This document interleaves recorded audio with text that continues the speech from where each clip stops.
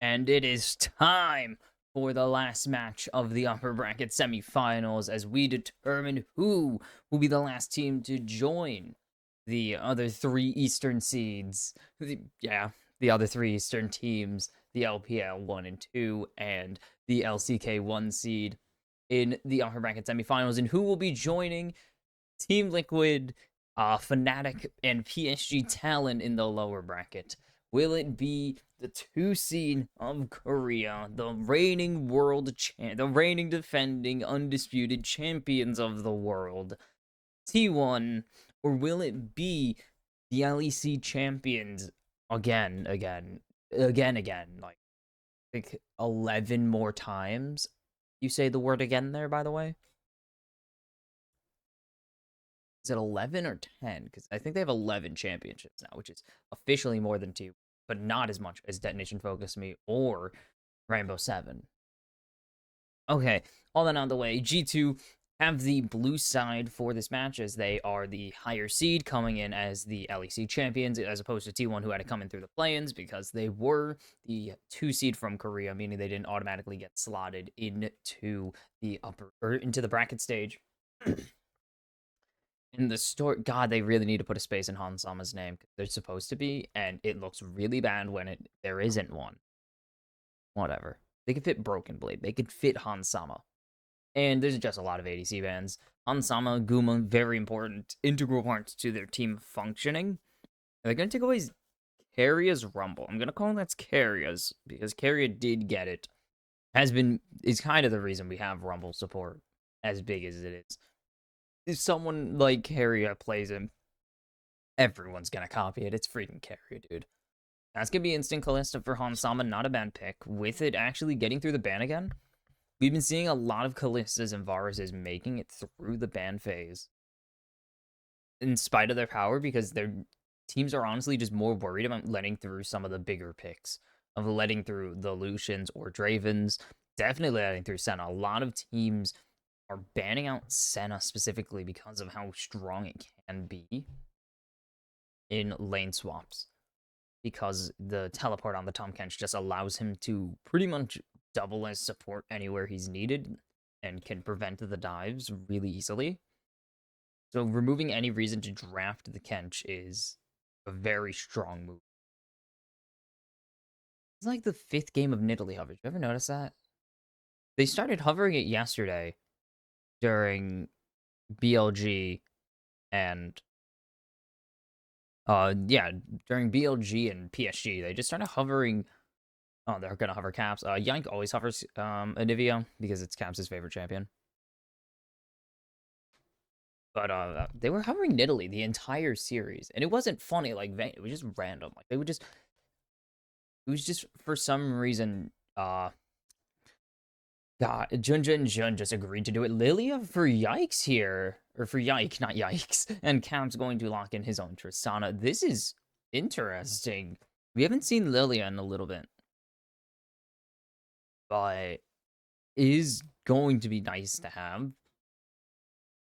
As long as she doesn't need to worry about Goom, assuming T1 draft at least something melee for Zeus, Yank is going to be providing insane value because he can get that speed up off of those melees and put everyone to sleep. And they will be grabbing the Twisted Fate. Zeus going to be playing the Twisted Fate. It seems that they could put it on Faker if they want. But it is very likely this is top lane, as Twisted Fate has become a hugely popular top laner due to his crit build, of course. And also the ability to pretty much just be anywhere on the map. But putting that in top lane, which just makes him a lot more high priority. And they're going to take away the Zac from Broken Blade. He's shown it a couple. Has he shown it? I don't know if he particularly has shown it. Probably as he is on G2, which means he's probably played some of the cutting edge meta at one point in this season. And Renata going to be taken away. Interesting. Are we going to see the K'Sante taken away? Because if you remember yesterday, 5-0 in BLG PSG, undefeated. This champion is so damn strong. He quite literally single-handedly saved PSG's tournament run until it didn't. having Aja on the Cassante. They won both games of it. They're going to keep the Cassante up. So are they going to call Broken Blade? That is the question. Do they think that Broken Blade is either not going to play it, or do they think they can beat it with this Twisted Fate and anything else they throw at it? Because you can't put Cassante behind. It's not hard. Or, well, it is kind of hard because Cassante is a champion that is low econ by definition.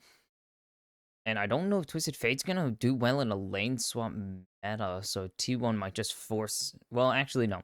We know champs like Twisted Fate and Vayne are fine in lane swaps because they're range. They always play into the. They play fine into range and melee all the same. And this is confirmed Twisted Fate top lane now, unless Carrier wants the Twisted Fate, as this is Azir for Faker. And it's one of his best champions, which is tough to say because there's so many of them. And Caps remembers 2019, but that's going to be Hans Sama, I believe, on it. Wait, no. That's top lane. Sorry. It's going to be Broken Blade and Varus Alistar. We haven't seen Alistar this year, or this tournament, but Keria, which is odd because Keria and a lot of Eastern ADC, or a lot of Eastern supports, have been playing a lot of Alistar. Like, Alistar has not fallen off in popularity. He's still very good. And players like Keria, and I can't remember, why can't I Lehens? Like, Keria and Lehens play a lot of Alistar. like Alistar was a pick in the finals for these two teams. They do play a lot of, not a lot, but they do still play a considerable amount of Alistar. And that is the draft for game one. I'm liking T1 way more. I'm already liking T1 more. Like, it's just not even a competition. T1, I think their draft is just better. I think their gameplay is also going to just be better on top of it. It's just really unfair to G2 to try and put them into these expectations, especially with what I think is a not great draft. Where's Alistar? Did Alistar get picked in the finals? No. Oh yeah, Lehens won on the Annie, and I was happy about it. I swear, I've seen Alistar. I don't know why. Oh, it's Delight. Never mind. I've been baited by Delight. I'm also just an idiot and can't remember. I was like, I was trying to sleep during the finals. And I could not sleep that night. I just threw on the finals and was half awake the whole time. But this is, don't know, the Lily. I don't know if Lily is as value here as it could have been. That's a sick Ari cosplay. I can see it in the, just sitting there casually. It has to suck to sit in those. So hot. Literally sitting in a wig and hat the whole time. It's got it covered in fur, like a wig covered in freaking fur, which it's gonna be annoying. Anyway, back to the game. I don't know about the Rel. Rel still a really good support pick, and it's going to be really nice for the Yasuo to get those airborns. I don't love the G2 draft though.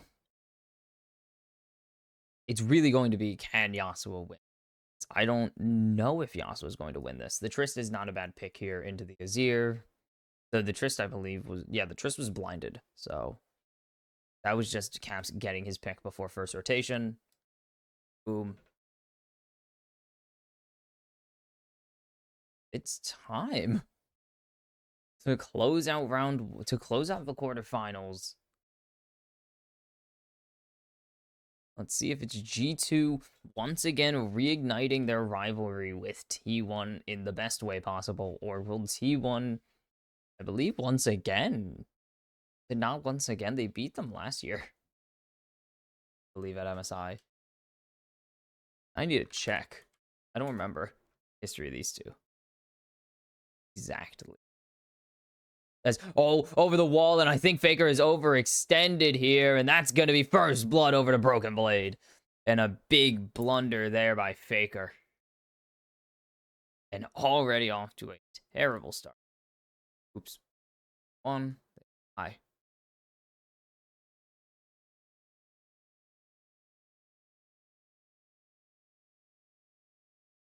critical, sorry. But now Guma gonna walk forwards here. As there's so many stacks going into Hansama, and Guma's already half health. Like, what did they do?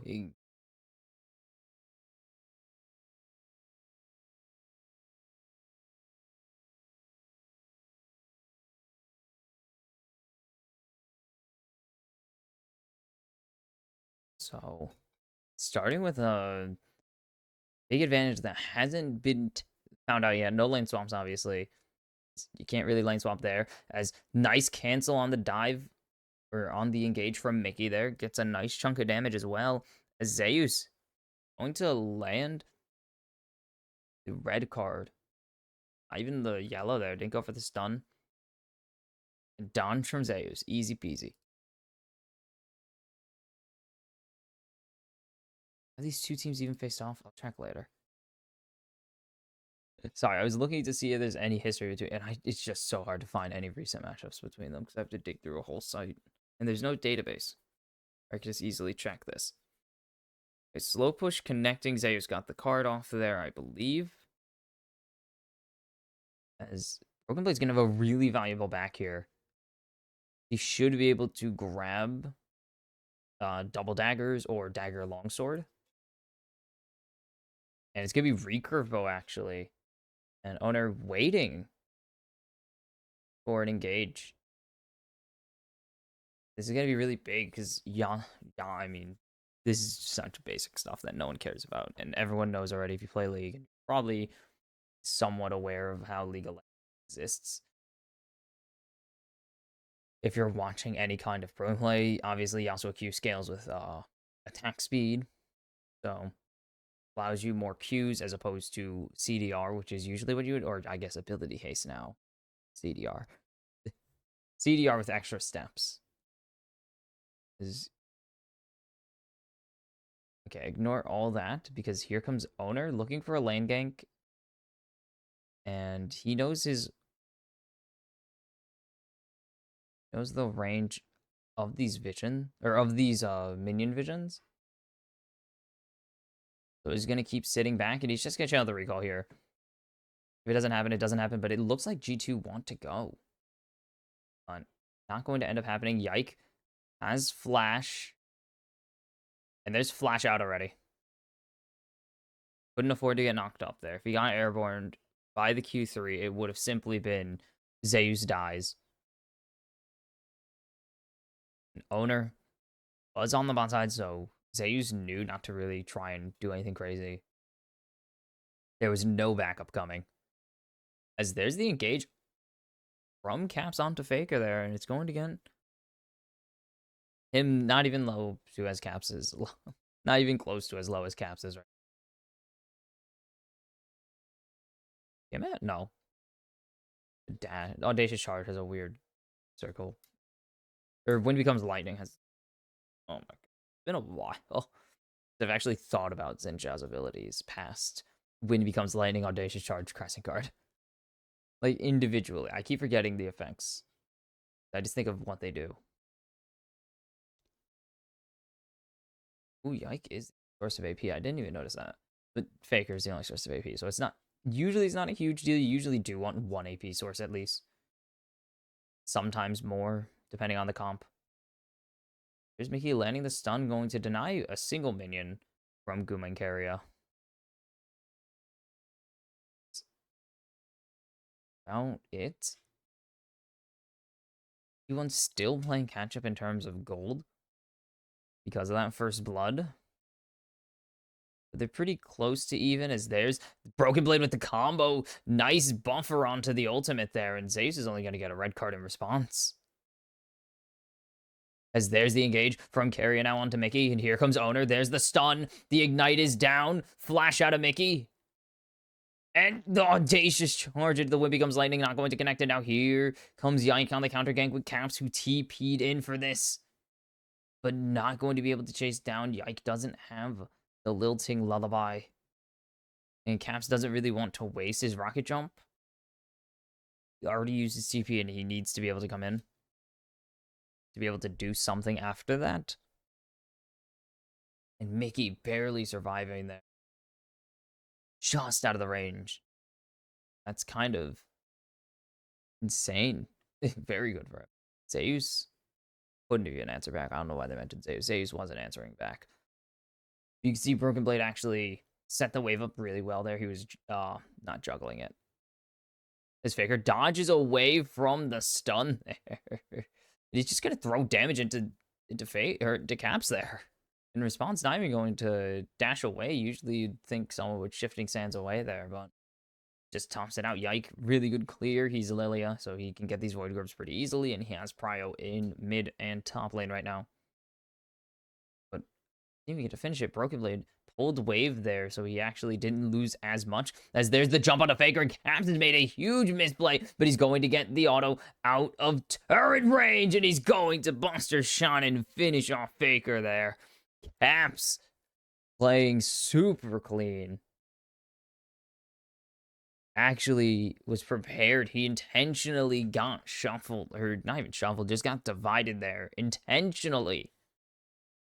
And Caps is collapsed here at MSI is the question, as Yike is in. And there's Zeus getting airborne. There's the lilting lullaby onto 2. The Crescent Guard will at least eject Yike for now, but Zeus will fall, and Owner will follow. A great Q3E from Broken Blade.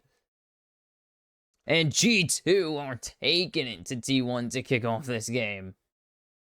Kicking off this series with a bang. They're 4-0 already.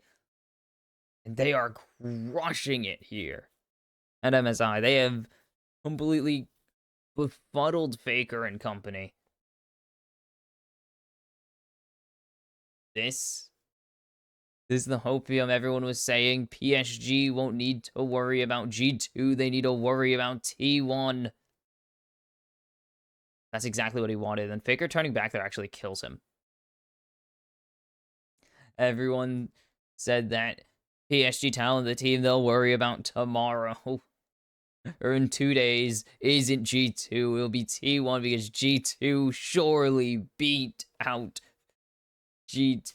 G2 are surely going to beat T1 despite being one of the best teams in the world. They being the world champions. And pause. No, but Yank has been so busy in this game. Getting sums out of Zeus early, of course, getting that or helping pick up first blood for Broken Blade. And G2 are just playing comfortably. Caps has been on point. Intentionally letting himself get divided so he could kill Faker with the Buster Shot. This guy is having a good early game, but if we remember G2 of yesteryear, what their downfall was not their early game or lack of early game or lack of late game. Their downfall was their mid game. They struggled really hard to take their early game leads, which they frequently could get or at least go even, and pivot that into some form of control in the mid game. And that would really be where they fall apart. That's where we saw G2 just blunder all their games at Worlds.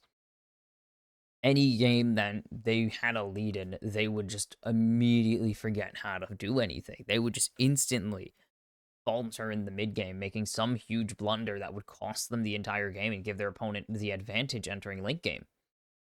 So, and while they have worked extremely hard on improving it, I mean, everything, the team has said it so many times, and it kind of feels like a, nothing more than a talking point, but it is true. If you watched their play, they had a significantly improved mid game, and if you watched if you watched the winter split and early spring split, you could see that at times they forgot how to play early game because they were playing so hard for mid game to maintain control in mid game that their early game suffered it just suffered hard for it. So they had to work on that one as well to make sure they actually had an early game or had a lead to bring into the mid game, or at least go even to bring into the mid game. And they did eventually figure it out because they were still winning despite having terrible early games. And so you could see the early game is back. Like, they were able to beat a lot of the European teams despite having early game deficits and then just playing around their mid game strats. But now they are so back. Baker's thinking, focusing on. He's clearing the mind. He's getting ready to enter back into the game and smack someone. Look at that. Like, he is literally mid-match meditation. My guy is hooking up something that will destroy G2's everything. Just everything, because it would be really funny.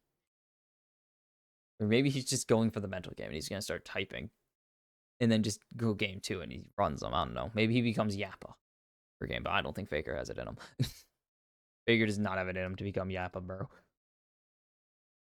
But for T1, this is really not how they expected to be here. They've had some pretty rough series, and that is very true. They've had some rough series throughout the spring, and not many teams have been able to make them look as bad as G2 are right now.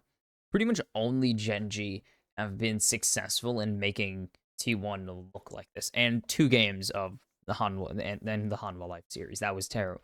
But very few teams have made T1 look like this over the course of their history, and G2 put themselves in a really good position, but obviously T1's still here.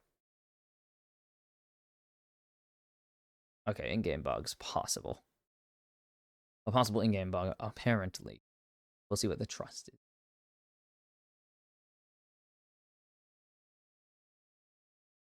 Okay, it was Guma who reported it. Well, we'll see.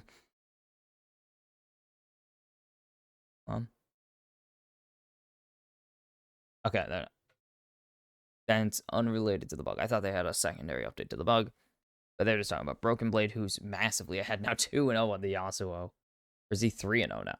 He might be 3-0 on the Yasuo. This is a very tough position to be in. Because they don't even need the Rel to set him up anymore. They have Lilia, who allows him to function really, really well. Puts everyone to sleep, and he just Q3s everybody in a line. And T1 now have a monster on their hands, as a fed Yasuo is going to be critting all the time because he only needs 2 freaking crit items. Only needs 2 crit items, and it's insane and very fair. It's mostly because crit is useless everywhere else. And I'm going to complain about that because crit is useless everywhere else. Despite, well, because of Yasuo and Yone, because they use crit so efficiently, crit has to be nerfed at times. Like, shield bow had to be nerfed just because of how well those 2 used it, and it was useless for everybody else after the nerfs.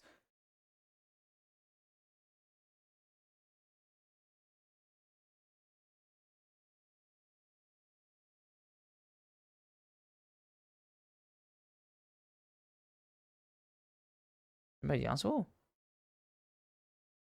Oh, we're talking about Lilia. Okay.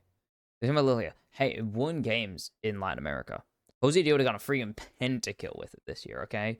I didn't even get to talk about that. I was going to in the draft, and I didn't get to talk about it, but Jose Dioda, team that T1 beat, should know. Like, T1 should know how to deal with the Lilia. Jose Dioda didn't play it at this tournament, but he's played in the past. He played in like a month ago. Got a penta and called it a day. And never touched the champion again. Seriously, he hasn't played it since. It's very funny. Oh, it was keyboard. Okay. Going straight back. So, keyboard issue, so we got a ways to go, baby. I don't feel like skipping that. I'm lazy. I don't know if I love. I still don't love G2's draft. But I don't hate. I mean, I don't hate it. I think it's still very good. I just thought there were a bit too few openings for them. It's Callista, Rel, Lilia. That's not bad engage, but Callista usually doesn't want to just burn her ulti whenever. I think it needs to be Rel on her own. First, for G2, or for T1, I think their engage is very clear. Consistently, Xin, Alistar, as we are jumping into game, it seems. Yeah, we're getting back into the game. I can tell because of the camera work. Boom, we're back, baby. I was prepared to cut back But we have Faker, Owner, Guma, and Carrier can all pull the trigger. I think I like T1's engage more, but clearly the execution has been done very well by G2. They came prepared to run something, which is very G2 of them, to have something out of the ordinary prepped. Specific counterpicks to metas, where we got things like Urgot popping up. And eventually Urgot did become very did become good on his own for different reasons. But, you know, this is not an Urgot situation. This is Yasuo. Yasuo is not super meta at the moment. He's rather okay. If you can build around him, that's about it. As Owner starting first Drake, it's going to be it is a very late first dragon. About 10-minute Drake. So you're going to be, it's about -5 on, or I guess technically +5 on the Drake spawn. But it's going to be slightly after just about 10 minutes, so we're going to stay on a 5-minute cycle. Zeus spotted out Caps, and he's just going to jump him. Zeus, not enough. A lot of anything. Steel Cap's going to help him out a lot there, though. He's going to hit up these Kruggies for, I don't know, actually. Faker going to be able to get a plating. As Caps going to get jumped on. As there's the re-engage. Here comes the ulti from Zeus. And the flash over the wall. Zeus gonna find the kill as to burn his flash forward, but very well played from T1 to get something back in this game. Zeus drops cannon. It will be Broken Blade picking up another plating as well. That's honestly fine. Faker going to take another plating. Yike is here. Faker has Conquering Sand, Shifting Sands, though. He has the Drift out to safety if he so chooses. Now he doesn't have it. Instead, Yike is going to try and get in a flanky position. Oh. Yeah, Yike obviously going to cancel that recall. Faker just standing there, maybe trying to just get away with it. Doesn't happen.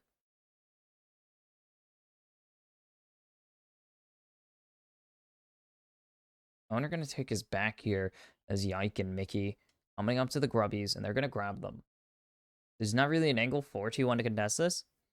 Here comes Caps. Faker not going to burn his teleport here. Zeus not having a good time into this Twisted Fate, or as the Twisted Fate into this Yasuo. Ultimate counter pick. Guma gonna grab a plating. Money. Still T1 down 2,000 gold, so those kills are going to come back and haunt them. Oh, yeah, I got one of them. Okay. My math was off a little. Still. Baker spotted out, so they're going to have to actually go back. And Caps, additionally, has to go back. He didn't know if he was going to get collapsed on, as there's the shuffle. And we'll be able to jump out and away. Owner going to dodge away from the Q there. Very important. Actually, that he dodges away from the spin. Is Bergman going to get another solo plating? He really just shreds these.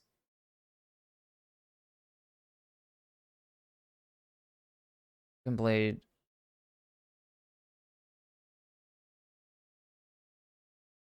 Blade.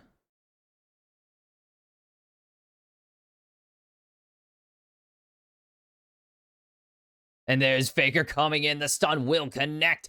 Ulti down, but it's Faker picking up the shutdown. There's another bowling ball onto Owner. Is teleport behind. Faker's here. And Mickey is going to be able to escape for now. Does Faker go for the chase here? As there's the flash in from Carrier. And here comes Zeus. And well, on top of all of this, there's the flash out of Caps now. And Faker gonna conquer the sands. Yike, 1 health, but he will get away with his life. As Owner. Oh, just not there in time. And another pause coming through here. But Faker, 2 kills right there and a 2 for nothing. Very good for them.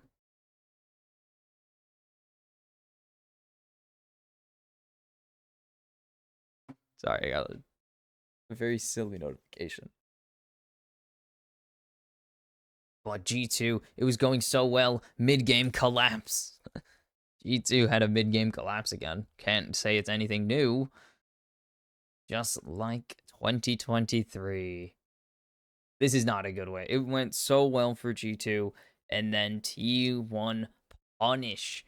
Broken Blade trying to proxy, trying to back Zeus off. Overextends, overstays, and he is way out of position with nowhere to run. And that's 1 kill into Faker.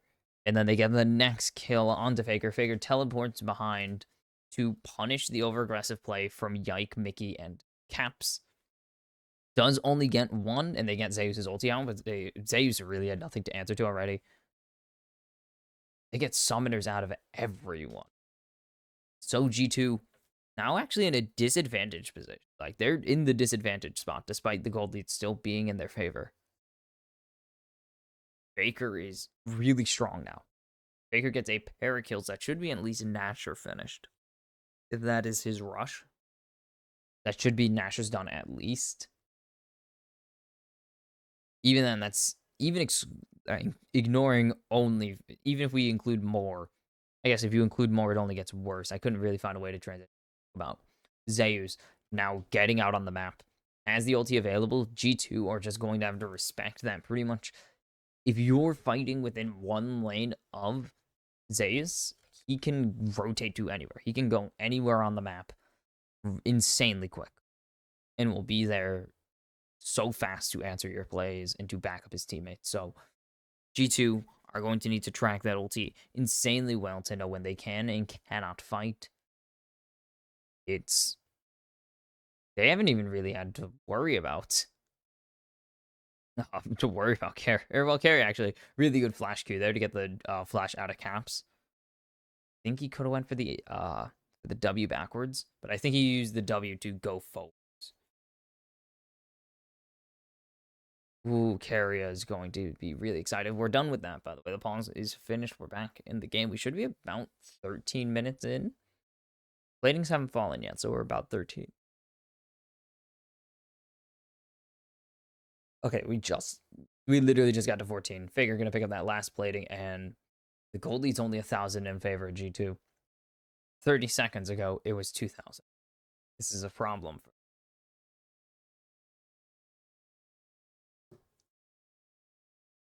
Already has the Nashers finished, actually.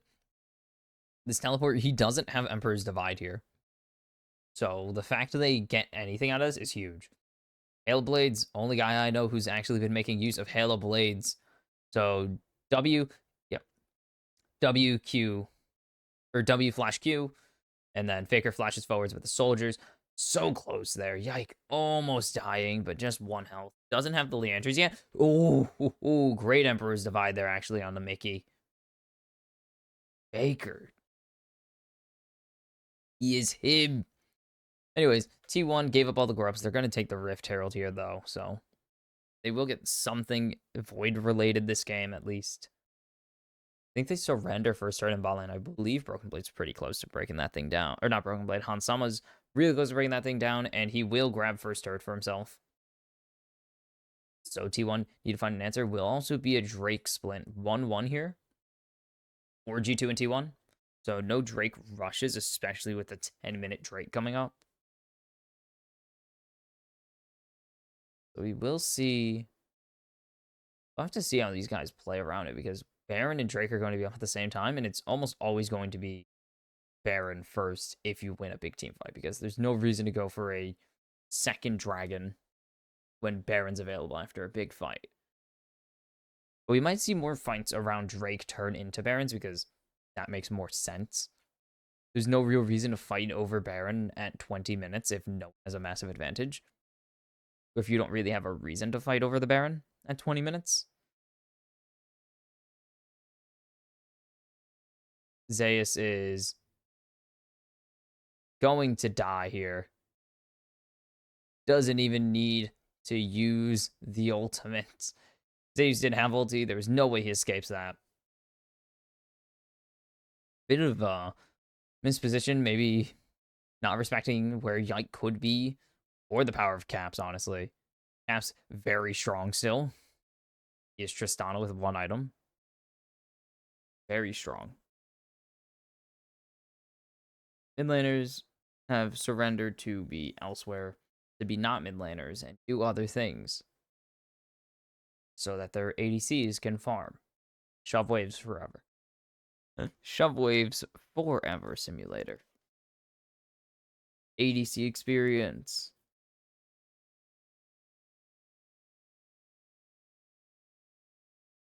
I am interested to see what this. Oh, Broken Blade gonna get a second turret for G2. I'm interested to see what this Ballista is going to be able to do. Because there's really only one champion you're going to be hitting a lot, and it's Keria. Everyone else, it would just be about as fine to have the lethality Callista. You'll be doing just about as much damage. Though both are still good. I still think you probably would have gone lethality, and it would have still made sense. I think it would have been a little bit more flexible. But now, Mickey just getting jumped on by Owner there, and he's almost going to fall. And Mickey's just going to have to disengage. T1 can get really aggressive now. As here comes the Rift Herald. They have all their health bars full. Mickey has to recall. Will G2 do something about, or will T1 do something with that information? They're obviously going to get this mid turret. Can they get anything else? They'll get a second charge off at least. So they get pretty good value there. And they see the ball coming, so they know where to dodge. Or swirl seed, bowling ball. Mickey again just getting chunked. Already close to half health. Is Broken Blade gonna jump onto Gumayushi here, and Guma gonna just be able to flash away. Blocks the chain of corruption with the wind wall though. But there's Mickey, lockdown, 3-man flash Q from Keria. Absolutely huge. And now, Owner going in. Zeus has ulti. There's going to be vision everywhere. He's going on the other side. He's jumping onto Hansama here. Hansama, 1 health. The autos. And there's Owner jumping in just to make sure. But it's going to be Faker getting that one. Keria will be able to survive that. He's very tanky. And T1 take a 2 for nothing. And T1 are fully back in this game. It's a 500 gold lead. It is negligible at best.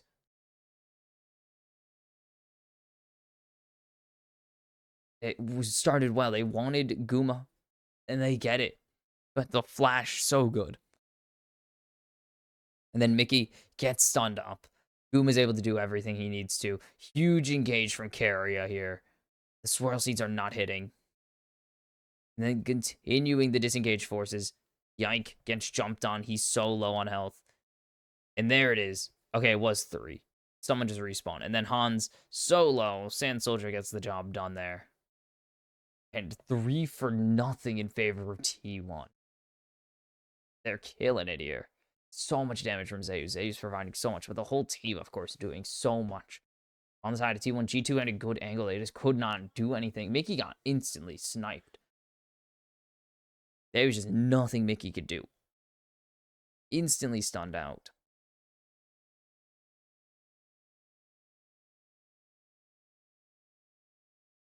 Positioning of T1. They're looking for something. They can't really afford to get busy. Is broken. BB trying to go in, and he's going to get jumped on. There's the chain of corruption going down. And it's only going to land on the Keria. That ulti's terrible. They're trying to go in. Caps will chase down and successfully kill off Zeus. But Faker is going crazy. Picks up 2 right there. Not Faker himself. I think Guma got 1. I think it was Guma who picked up 1 there. Yeah, it was. And they try to kill off Zeus there. They don't even go for Guma. And T1 are just free to do whatever they want. There's Swirl C connecting. onto carrier, but it's not going to stop his recall. It's 4v3 right now. It might come down to a smite fight if Yank wants to go for this, but it's not even going to happen. They're jumping onto Mickey X, and they will find Mickey X. Faker, after going 0-2 to start the game, 6 straight kills. They put so much effort into shutting down this guy that they can't do it anymore. Now he's 2,000 gold ahead. T1 as a whole, 1,000 gold ahead. Han's going to cancel this recall. Well played. Almost got something out of it. It would have just been damage. Starts. Blocks the stun, but carry against the jump here. And then he goes in. Okay, he does hit owner with it. I thought he only hit one. Zeus gets the first kill, and then Faker picks up this one. Caps will get Zeus, but that is not really enough. And T1 continue to just be in control of this mid game. Super in their favor. G2 reverting to their days of old, I guess. I don't know. They're really, like, their days of old. I mean, like 7 months ago, half a year ago by this point. Not really days of old. G2 as an organization are like almost 10 years old now, so complicated. Safe bet to praise Carry. It is a safe bet to praise Carry. The reason he's widely regarded as the best player in the world from the support position. He's just that good.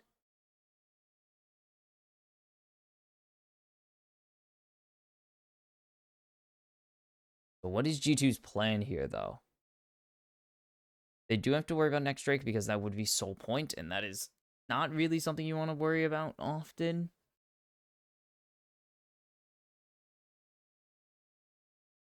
And these items are coming in. Does Faker finish off his Leandries here? No? No, he does. Okay. He does finish it off here. And they're going to have to start backing off. T1 are looking for Baron. As there's the jumping on Carrier. Or onto Caps from Carrier, and they need to continue locking him down. There's the chain CC, and Carrier will pick up that one, and Caps has turned to Craps. This is going to be Baron. Good Baron start here. They will at least get some of the base, or get up to the base of T1. Grossly not going to find anything on the wall. They will get this mid-tier 1. They will get the bot tier 2.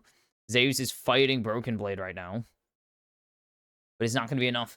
Faker and company get the Baron now. Like, looking for a 2,000 gold lead. Currently pushing around 1,500. This is the start. Is this the start of the T1 snowball? Could be the start of the T1 snowball. Would not be shocking to see. They have fought very well in this mid game, and this play here to secure themselves Baron, so well coordinated. The CC is huge. Great CC chain there by T1. Know they need to just get rid of either Caps, Yike, or Broken Blade, and there is no fight in G2 anymore. They get rid of one. They pretty much have 4 targets to hit, and they can hit any of them, and the fight's over. And they simply just go all in on one member, throw the kitchen sink at them. Eve.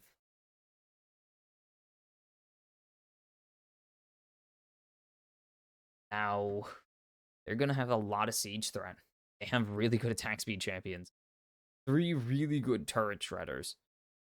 But Zeus in top lane fighting with Caps right now. Caps needs to start running. He needs to jump away.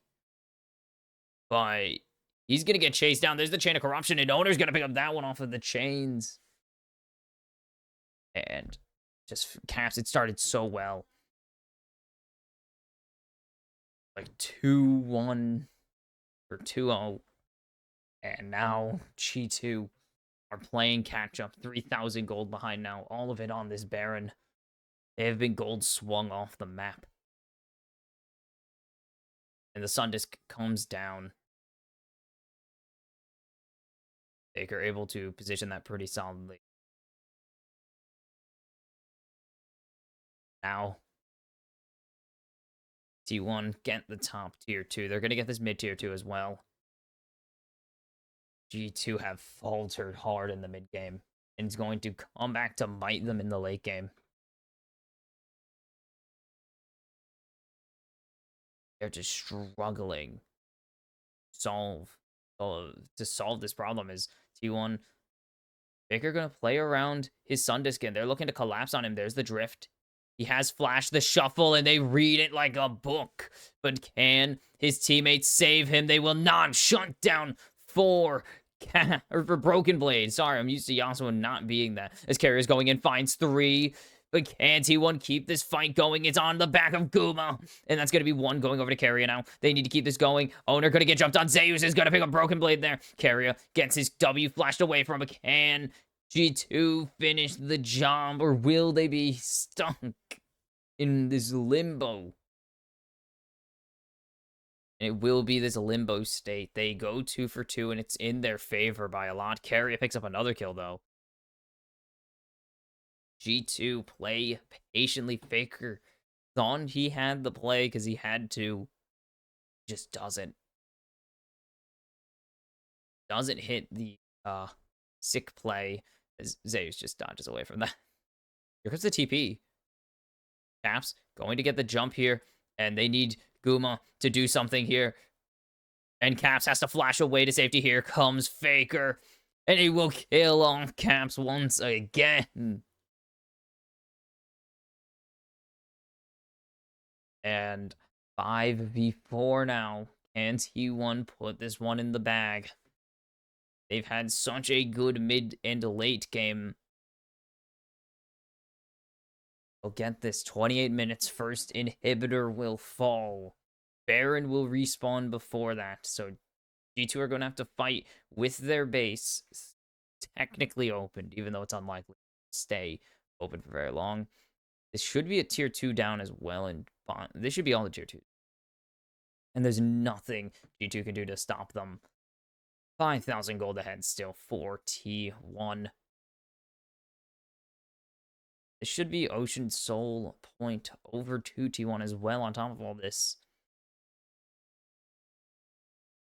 And now a silent support carry. No, this is just a normal ass carry.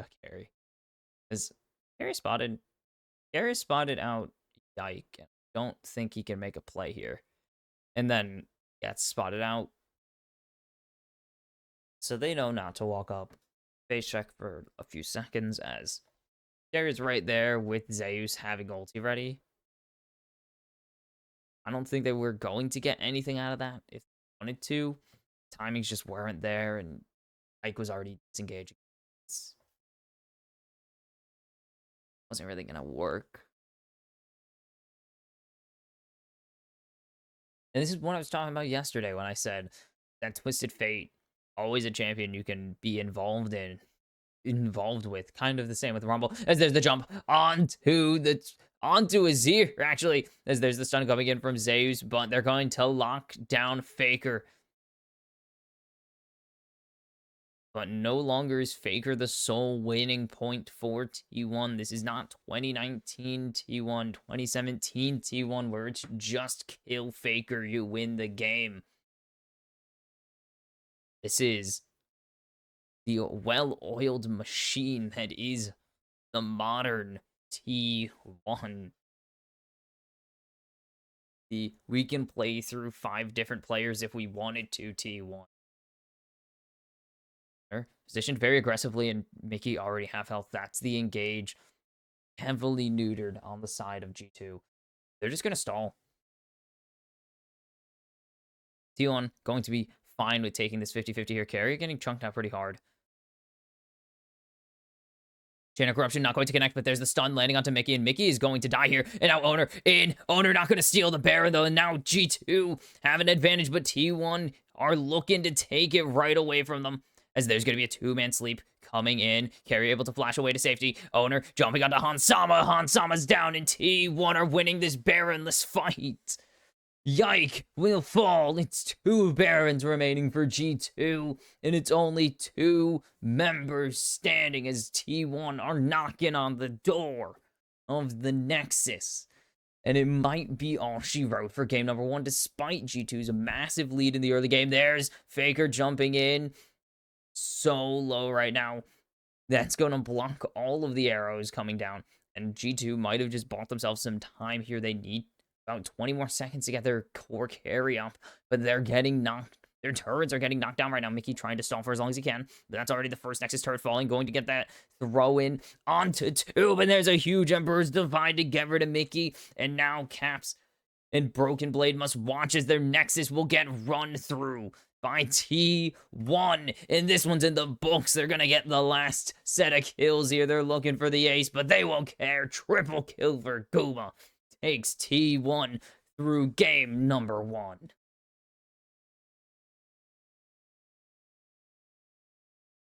And that is textbook G2 throws, man. Textbook G2 throw right there. Textbook T1 mid game, though. Playing so well, punishing the over-aggression of their opponents. And now it's the same story. North America, EU, still winless. Still winless in the bracket stage of MSI. 0-7. 0-7 right now. Crazy. I need to okay, we'll skip ahead later. Sorry, I do this block the time. I know how long the games are gonna go if I see the time. I'm gonna just not. But G2 had such a good early game. Early kills onto Broken Blade, exactly what you want in a Yasuo, in any Yasuo game, except for Yasuo support. But why are you playing Yasuo support? Unless you're doing Yasuo Yone stuff. Fun. Yasuo gets 2 early kills. Yike gets involved. Caps has takedowns. Caps solo kills Faker. It looks like it's going to be a perfect scenario, the perfect storm to play against T1, to play a G2 game. It's such a tough lead to throw that you think it can't happen, and then G2 throw it. Broken Blade overstays, turns into an overextension from Yike, Caps, and Mickey. And I mean, Hansama really didn't have a chance to get super involved in this game, so and by that point, Faker, I mean, T1 were just finding better team plays. Their engages just weren't catching out. They couldn't get Guma. They were so close to killing off Guma. They're showing this replay. There were so many plays where they could have got someone or did get someone, but it just wasn't the right person. And I think there were too many threats for G2 to try and lock down with the comp they had. Yike never got a big ultimate. Yike never got the 3-4 man sleep you dream of, and I think that was a core issue of it. You never got that big Lilia play. You never got that big Yasuo ulti that takes out 2 carries. You almost got Owner with one of them, and that's about it. You never had, I mean, you had some pretty good Tristan. You did have some really good plays in the early game, but you had nothing in the mid game. You had no really big team fights, no crazy rel engages, no Kalista pop-offs, no Yasuo ultis that were holy cow, Lilia sleeps or anything. You really didn't have any of those moments where T1 were constantly having them at this point. Carrier found 3-man engages in a row. I mean, Guma was just doing Guma things. Owner was finding good target priority. Had great crescent guards, actually, to save. I mentioned the play earlier under the turret where they tried to dive Guma. Saves Guma's life right there by crescent guarding and pushing everybody away and allowing him to buy him a little more time to flash.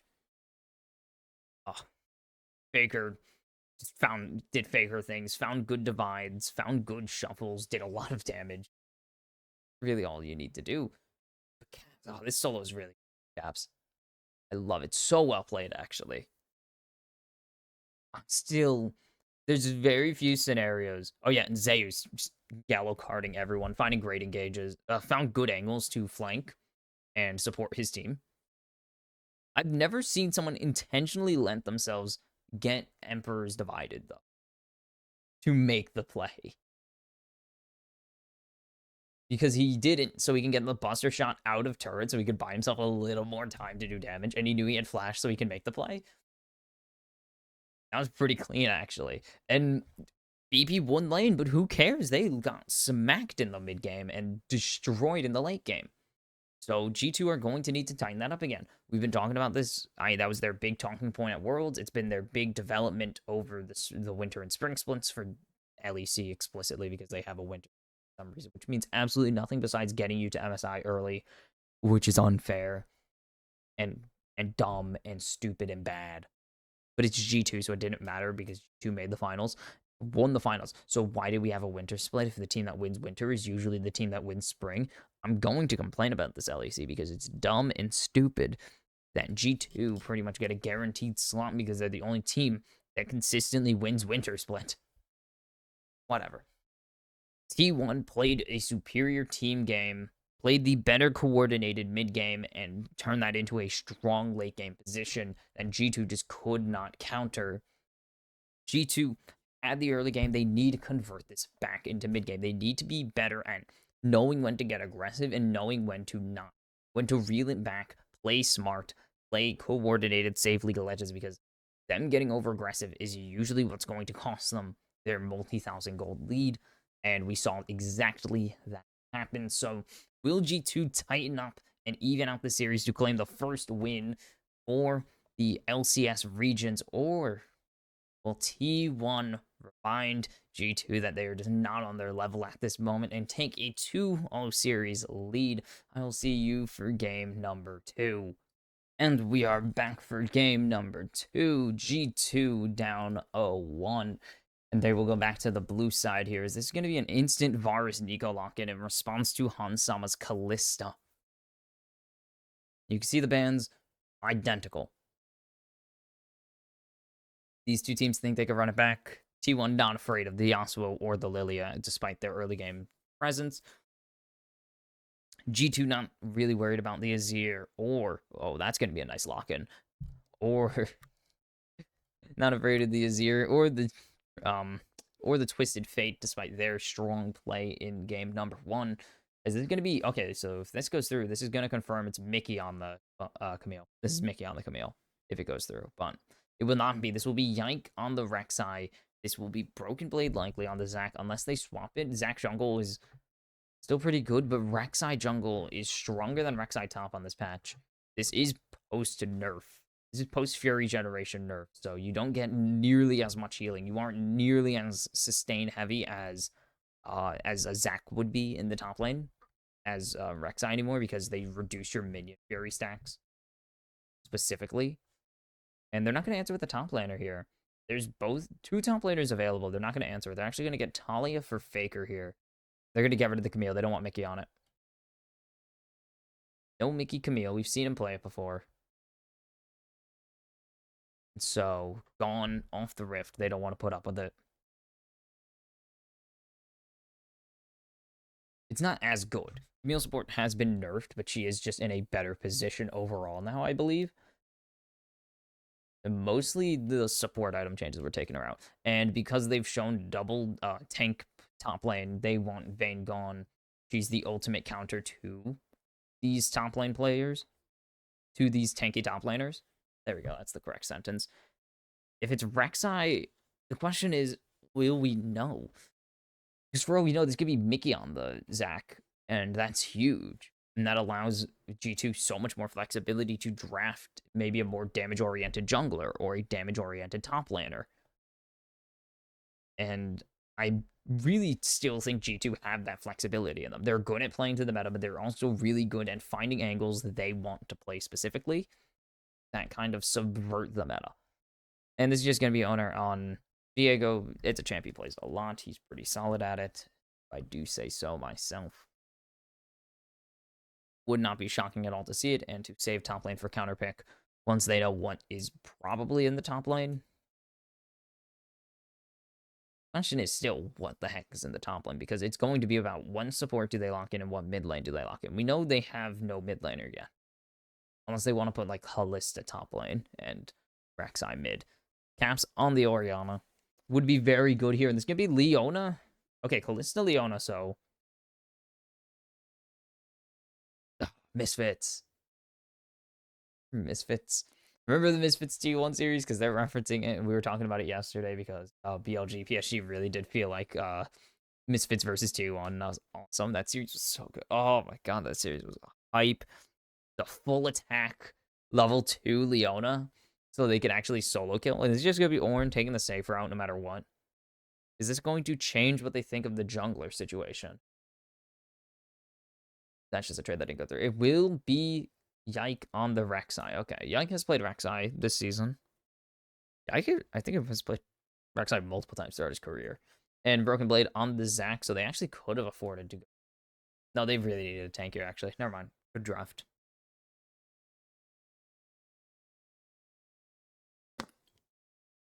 That's a good draft.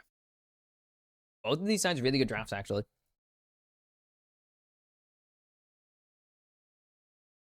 T1 really good. Both sides have really good engage here. Like, you put the ball on Zac, that is instant engage. Ball on Leon, instant engage.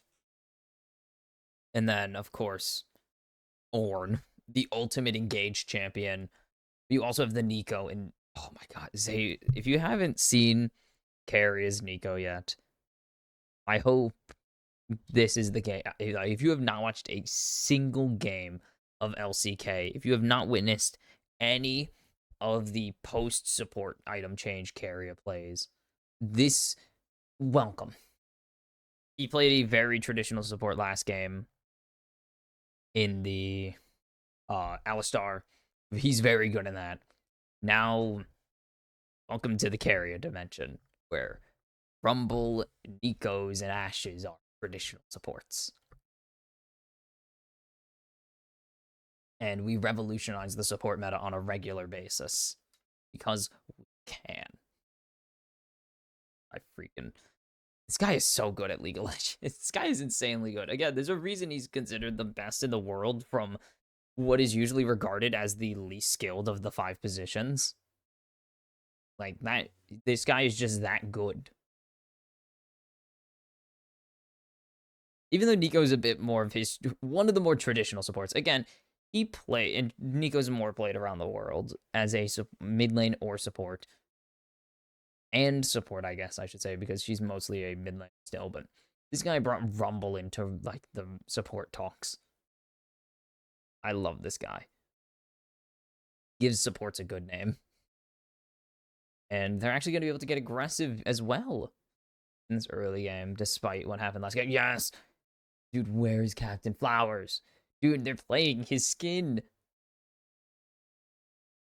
They're playing his skin. Players have been loving his skin, yes. I've been loving Train Conductor Ornn. Look at the trade Faker's able to take there onto Caps. That is absolutely massive to just chunk down his lane opponent this early. And I guess he chunked down Mickey, but that means nothing because Mickey was just able to reset, I believe. Or just passive heal. Like, he does have decent enough passive heal. Will this convert? The question is, will this convert to an early lane win? I honestly don't think it will because Faker really does need that level 3 to maximize his value. Faker has the better level 1 trade because Orianna requires 2 spells to do a lot of damage. So now we have that available. You can see Broken Blade is trading really aggressively because he really can.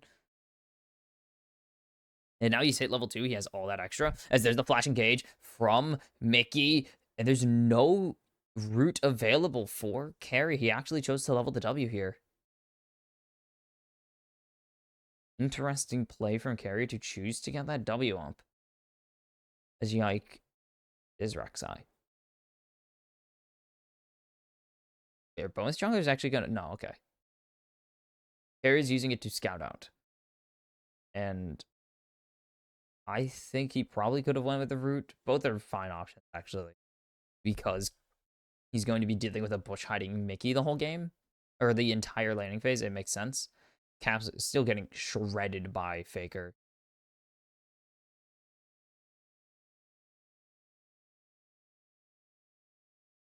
Zeus? I don't think he's going to go all the way in there. Both of these guys just want grass procs there. They only want to farm grass procs and money. Carrier going to continue to spawn out Mickey. Now he's level 3, actually. So Mickey going to get locked down. Hans Sama's super low right now. Mickey might need a flash here. Here comes Owner. If Owner can get the stun down. As there's the root connecting, and there's first blood on the blooming burst from Carrier.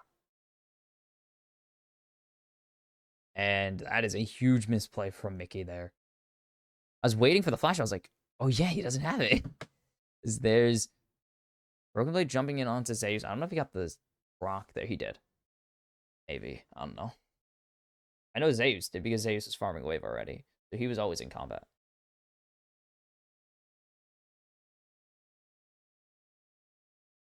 It's only a support getting the kill. The wrongest sentence ever said about Carry is Nico. The wrongest thing ever said about Carrier in his entire career is it's only a support. You're wrong. It's Carrier's support. Zeus could have went in there. I think Zeus should be getting way more aggressive here.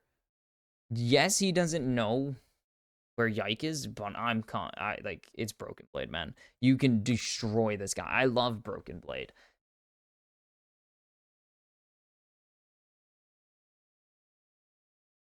Mickey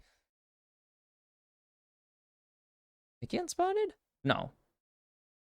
They know. And now Faker getting the jump out. Yike going to land something here. His owner. The Unraveled Earth. Mickey can't engage here. And he's going to get locked down. Nice root by Area. Faker picks up the first of those. And potentially the follow-up. Not going to get anything, though. And this is huge from Carrier owner. Great plays there. Faker with a great Unraveled Earth, preventing any engage. Oh, lost all the birds. Lost all of them crazy chickens. They are punishing Mickey for flashing that early, though. Brutal plays. Just crushing this guy.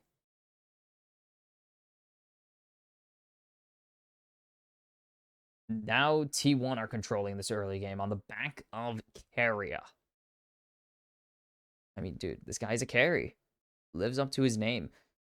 Han's going to stare him down, take a good amount of damage, and in this trade.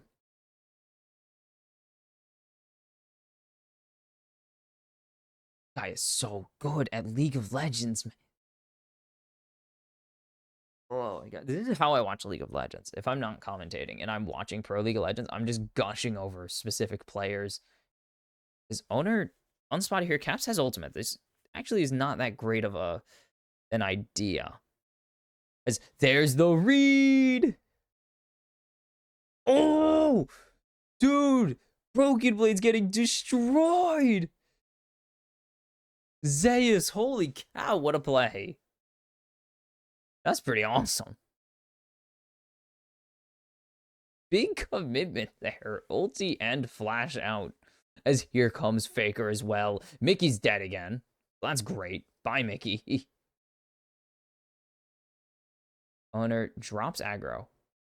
His Caps is going down, and Mickey's 0-3, dude. Mickey's getting bullied this game. T1 are just being mean to him. They are just beating up Mickey. He didn't even do anything wrong there. He was just under the turret, and he chose to sacrifice himself. I mean, he did. No, that wasn't even the wrong play. The correct play was to sacrifice himself. As Faker forced to flash away from the shockwave, there's Yike was engaging. That would have been the end of Faker right there. He has to. There's no reason for him. For Mickey there. No, Mickey overextends on that first blood. Second blood, he's supposed to be the forward player for his team, so he was the forward player. And then that one, he was just sacking because it's better he dies and drops XP and gold than Hansama dies and drops XP and gold because he actually needs it. Hans is going to be benefiting way more from gold and XP than Mickey is after 6. Mickey pretty much only needs to hit 6. And while he's delayed on that, he's still on par with Carrier.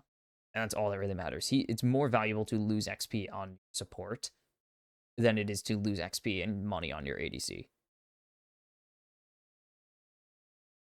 Owner just going to recall here. Not really an angle for Zeus to do anything.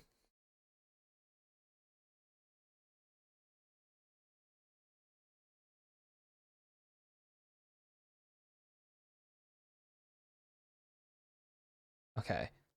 Wave cleared out. Broken Blade's still just going to stand there and just contest. Carrier going forwards. Misses the root.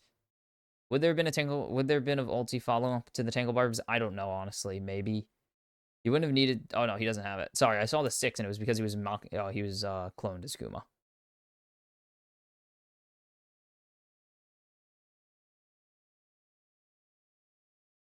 Okay, Yike is here, has ulti.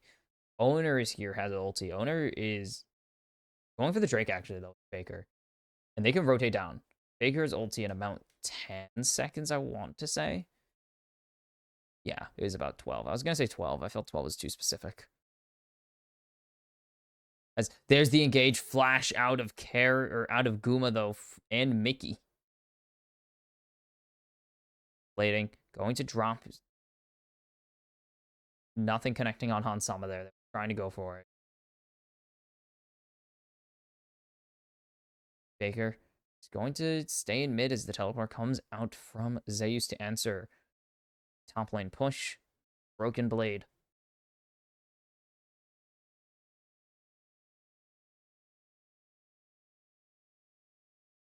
Oh my goodness, 78. I just noticed it's an 18 CS diff in top lane. It's a 25 CS diff in mid. What is going on here, Faker, show same amount of CS as his tier stack? What? Perhaps that's pretty. It's actually kind of cool. I actually think it's really insane coincidence. Zeus should actually get 2 platings off of this. He will grab a second plating off of the minions, doing damage to the turret. Holy cow, Faker is sacked a lot, though. A lot of CS. His carrier is going to continue pushing forwards as Mickey has been caught out again. And here comes Horns from far away. The flashes aren't even enough. Owner will pick up the first kill here in the follow-up. Great 3-man shockwave. And they're going to pick up Owner in response. Yike. Tailing backwards. And, oh! Baker just able to get away. The auto is a little too early there as Caps should be able to get out of here.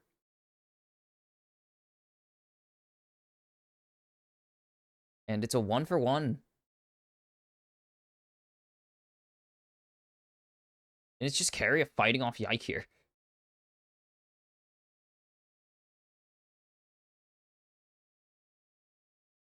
He has ulti. It'd be actually really big if T1 misplay here.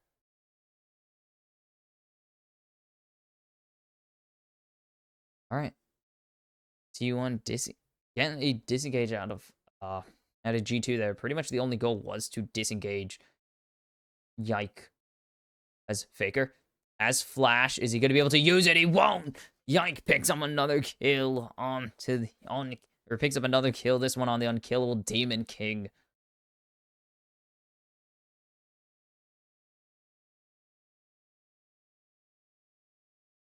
They'll spot out carry an owner here. And they will get at least 4 grubs.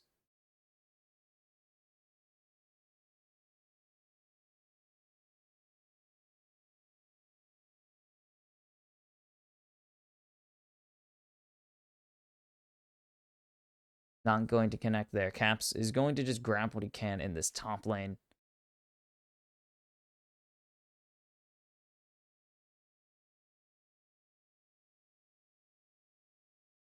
No. Faker again. As the ulti comes out, Faker doesn't even flash. Everyone. Faker not flashing. Holding tough. He does a lot there, though. He gets ulti out of Yike, so that is a really big ulti actually down. Gold is even.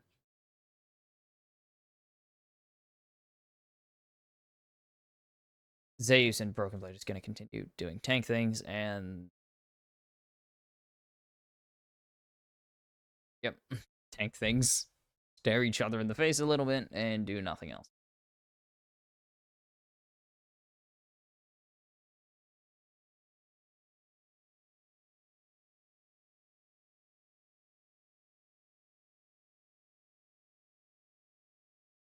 This should be another plating.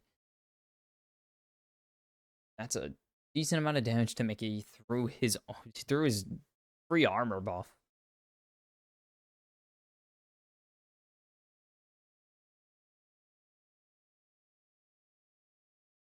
Okay. What is the plays? This Rift Herald is up. G2 only have Mickey up here. They also have Caps up here, and Yike is rotating up. T1 have pretty much everyone in this top half of the map. And now moving it to the red quadrant, they're going to have everybody.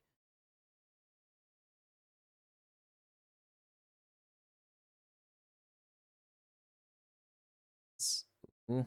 Rift Herald not going to happen. First turret will go over to Broken Blade there. Zeus really not able to do anything. And Owner. You're going to back up. G2 there. Pressure will get Caps to disengage. Yike is going to go to his bot side. So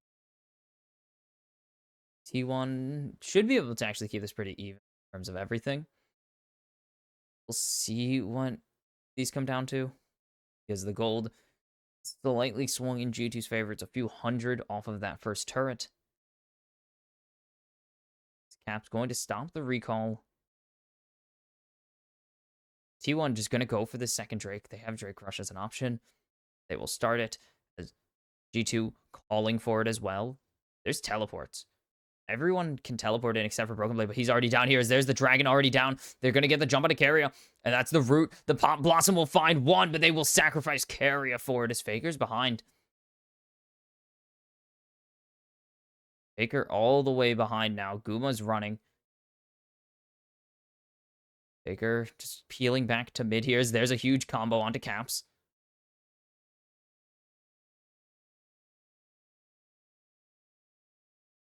And flash for flash there. Well played from Faker.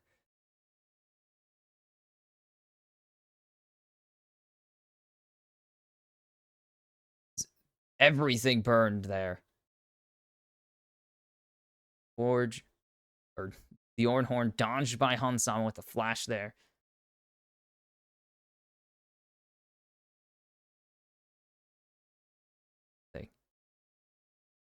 Yike going to grab this Rift Herald now. 3-0. He's going to be an issue. Rek'Sai is really strong. And Rek'Sai is really strong right now. So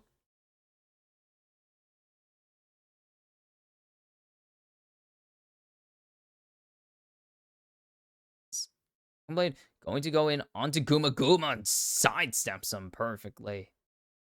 Ice in the veins.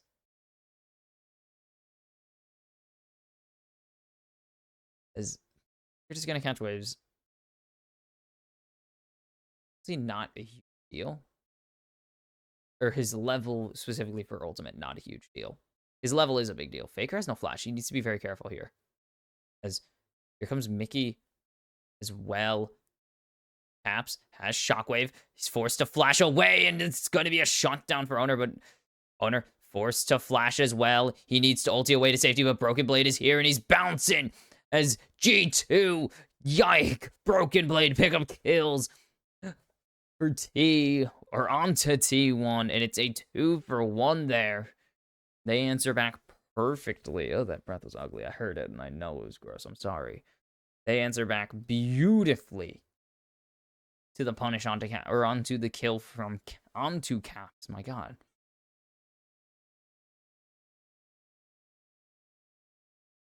Carrier going to land the stun and is going to land a nice combo there. Hansama doesn't have the, or Guma doesn't have the ulti to throw onto Hansama though to secure that last kill. Here, holy, what a drift. Legend. Dude's all freaking, dude has been playing Need for Speed for years with that one, clearly. Oh. Yeah, they know. They know. The T1 going to back there. G2 gonna stay winning here. Starts so well. Look how that seismic shove misses. So T1 have to actually insanely like overcommit. And Yike's just able to flash W that. Here comes Broken Blade, who's playing that so well. Grabs this kill onto Faker. And T1 tried to go for it, and G2 answer back They know exactly how to answer it. They're ready to go.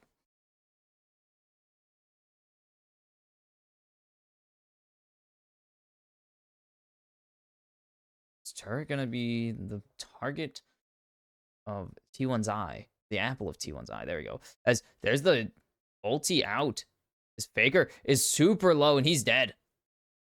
And there's the Q. Doesn't even need to worry about Yike's ultimate. UW gets the job done just the same for Caps.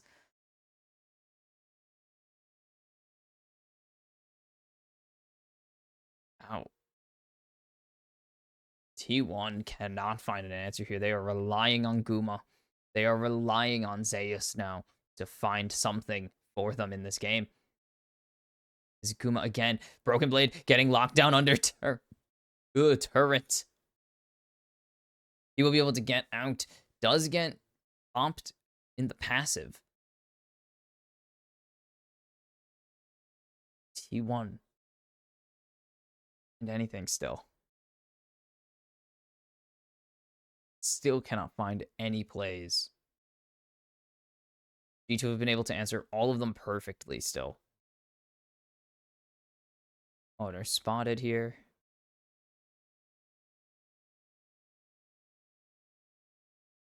Gonna go for the ulti here. They're gonna go for the ulti. They're gonna catch Guma. They're gonna get the cleanse.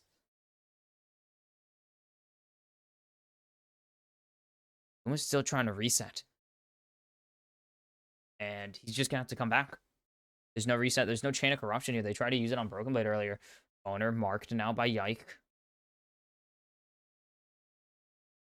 Good Blade. Isn't spotted. Now he's spotted.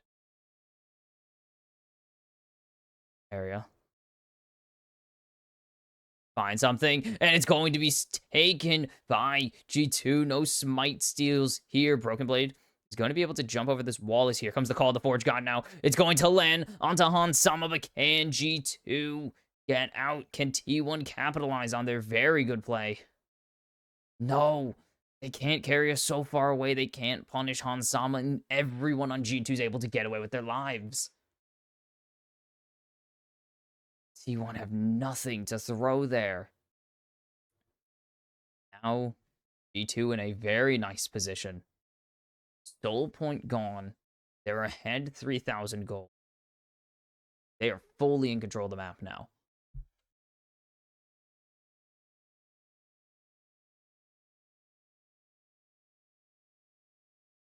Oh my goodness.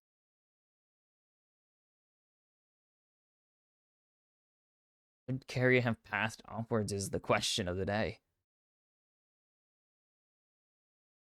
Because Carrier really wanted to go on to...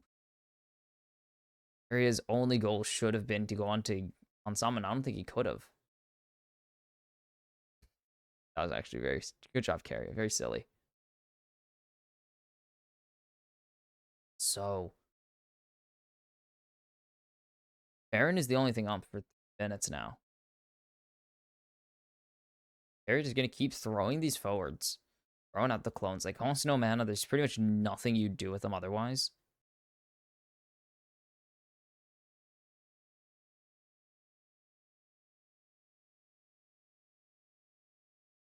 T1 need to find a punish on to Hansama. That is kind of their only way they win this, is if they get Hansama and Yike. Hansama's eventually going to pop off. He's 0-0-0, but he's going to eventually do something. There's no way he just doesn't exist for this entire game, right? At least Yike needs to go down. They need Yike in caps at minimum. I would say Hansama just to be safe, because he's going to be scaling no matter what. The jump in. They want to get Hansama, and they're not going to get him. And now Yike is going to be able to jump in onto Faker. There's the dodge on the ulties. And there's Broken Blade picking up Faker there. And again, throwing in everything to find nothing is T1. As Carrier finds a 4-man Pop Blossom, but is answered with a 3-man Shockwave, and G2 are going to clean this one up. They are going to get T1 ace. They will get the Baron in response. Guma gonna flash away to safety. They won't ace in the end, but they actually might just be able to end the game. No, they can't. G2 should be able to get this tier 2 if they so choose. And T1, Faker misplaying horribly this game. And it starts with this. They need to follow. They need to commit to this or follow it up with something. Because Faker's all alone. Like, they need something to answer this. They need to not go for Broken Blade there. They need to go for Yike and Hansama. And then Keria. Caps's Shockwave is perfect.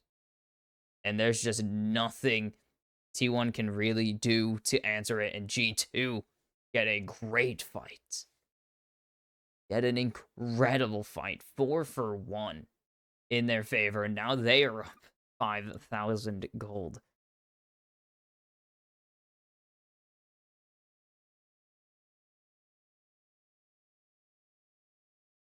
T1's answers have not been very strong this game. They've been miscoordinating a lot of their plays.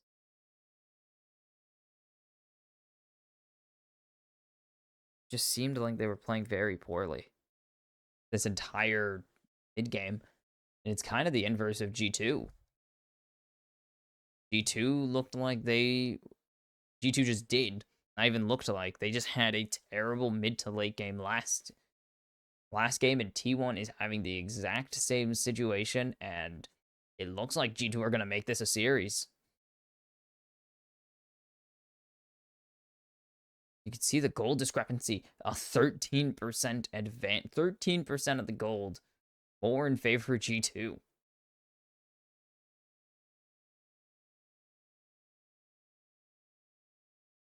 To have a 13% gold advantage. As there's the flash out of Faker, but there's a great engage from Broken Blade, and this should be Rek'Sai picking up that one. Yike gonna get another one. Faker dancing like he's never danced before. He's gonna get pulled off of his own Weaver's wall, and that might be Baron time. G2, it's a double kill for Yike. And Broken Blade and Yike are making Faker's life hell right now. They're not letting him play the game. They want him off this rift. And it's only going to be Hansama and Yike taking this Baron right now. They don't even need anyone else.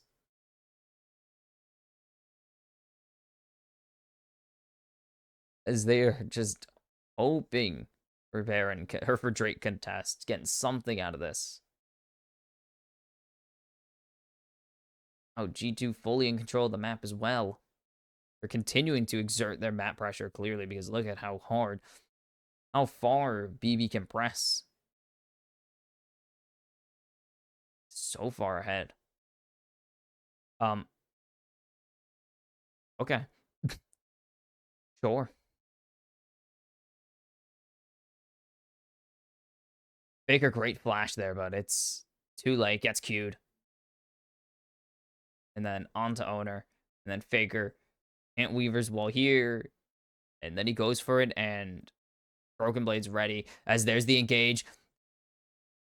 But Mickey going in under the turret. The teleport coming in now. Yike going in. 2-man airborne. And that's going to be Guma. That's going to be Zeus down. And T1 are maybe going to the end of this game. A nice 4-man Pomp Blossom. But I don't think it's going to be enough of anything to save them. As there's Hansama. So close to dying, he will kill himself on the Unraveled Earth by accident. And now jumping in. Broken Blade is no passive, but I don't see that as a reason to dissuade them too much. They have the Baron. They give over Hansama. G2. Maybe get a little overconfident in how they play this. They should be able to even out these Drakes and just really say there's going to be no Drake soul this game.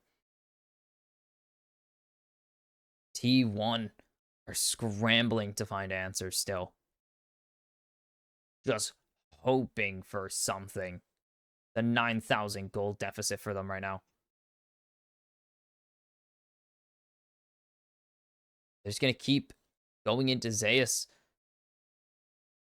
And a good ulti from Zeus as well. But then a 3-man solar flare stalls for long enough to buy time for Mickey to go in and Yike to follow it up with a nice re-engage. And then this ulti is really good, but it's too late. There's no damage on T1 anymore. And, oh man, I'm so sad. I was hyping up Carrier, and this is depressing. And just the Unraveled Earth, brutal. But Carrier's found some plays, but T1 are so discombobulated this game. It's crazy.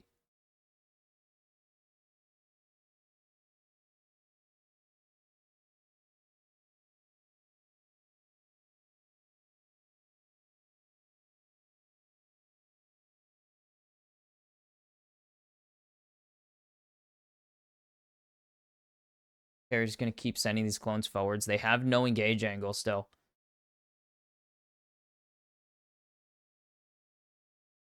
What is the angle for T1 here? They have no vision right now. Broken Blade and Owner are fighting. I don't know if Owner really wins that, and he needs to be careful because here comes Yike and Yike. Underground. Over. Broken Blade. Smite goes down. Can he get him out? Oh, Mickey's here too. Broken Blade gets him with the stretchy strike. And G2 can end here. Caps going to knock Zeus back over the wall with the blast cone there. Area has just not been a factor in this game, but Faker's been so far behind.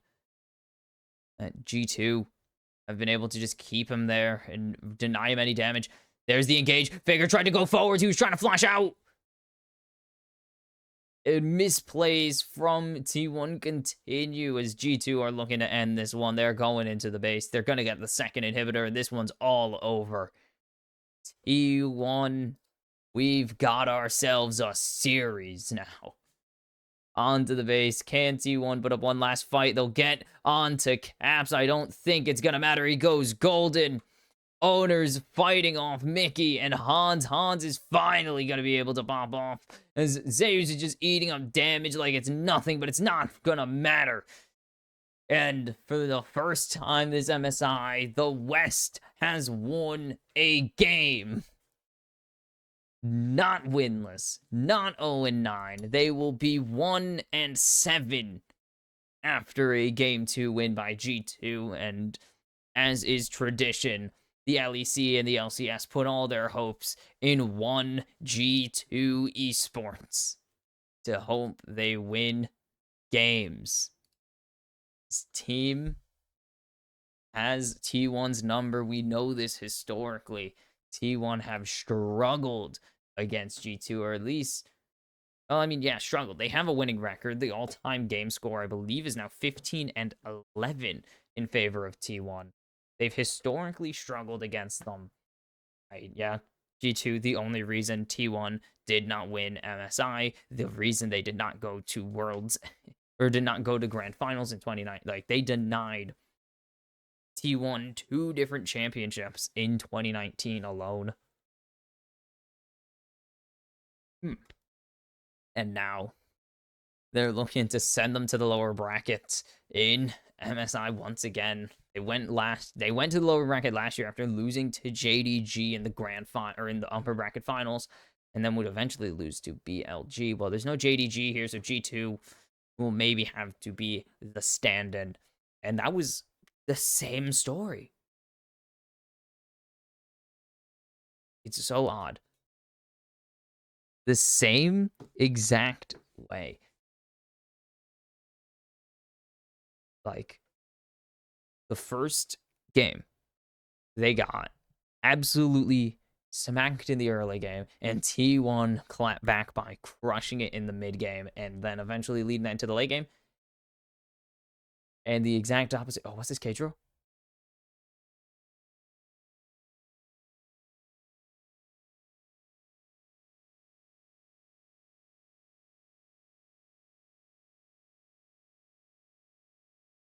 They're showing Kadro losing his mind.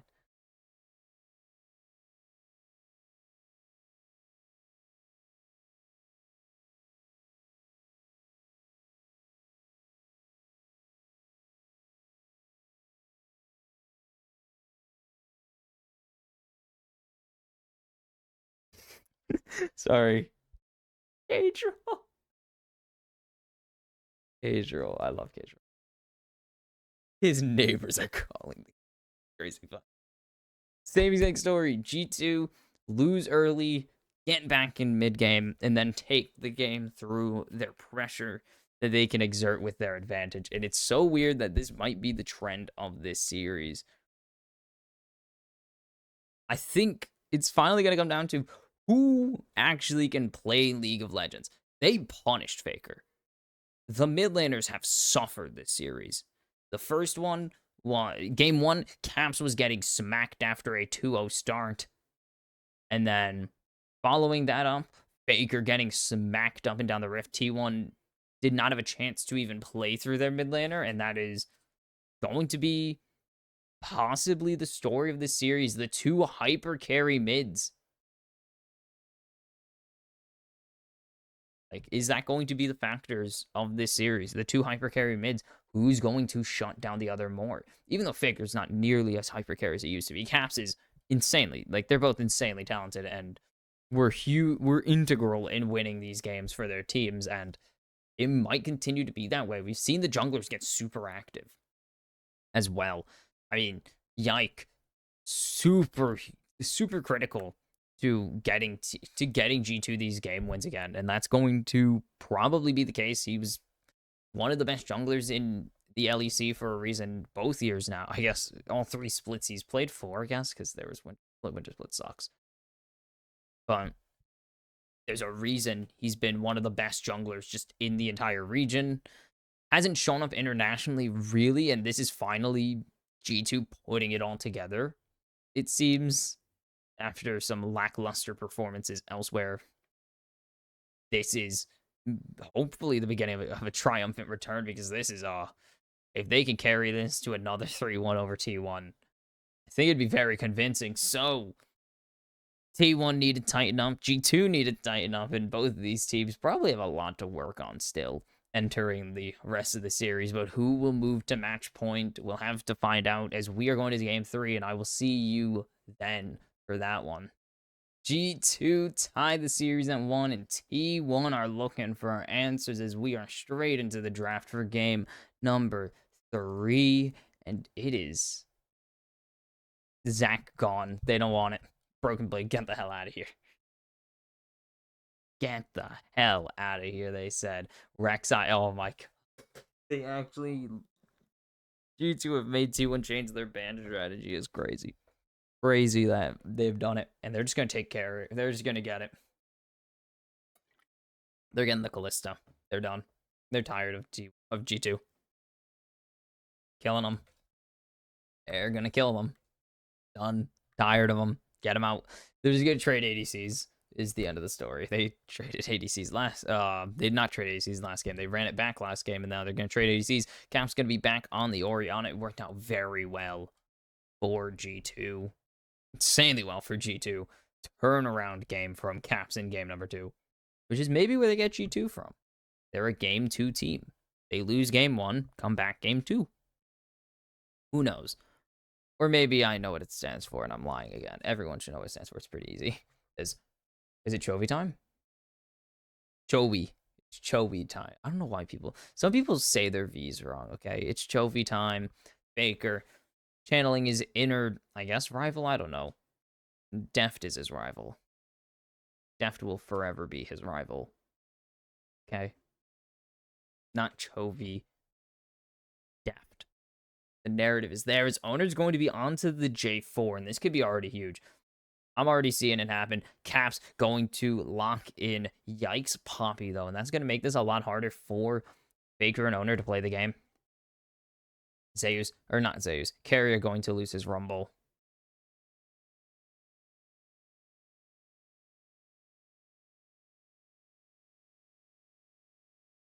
I'm calling it as Yike. They're saying it might move. Honestly, it could move. It really depends, because they want that Kalista gone. They could move this to the support, to Mickey, instead of moving it to Yike and get something else there, like a Sedge. And that's going to be... Yike has played a lot of Bel'Veth. I don't know if he's ever really played it internationally, but regionally, it is a scary, scary champion to give him. I don't think he's undefeated. I do know that he is rather strong on it. Let's go LEC spring season. That's Renata taken away from the Callisto. Very logical. See. And yike. Do you ever play it? Do you even play it in playoffs? No, he hasn't played it in playoffs apparently. No, he hasn't played it. I was like, I know he's played it before.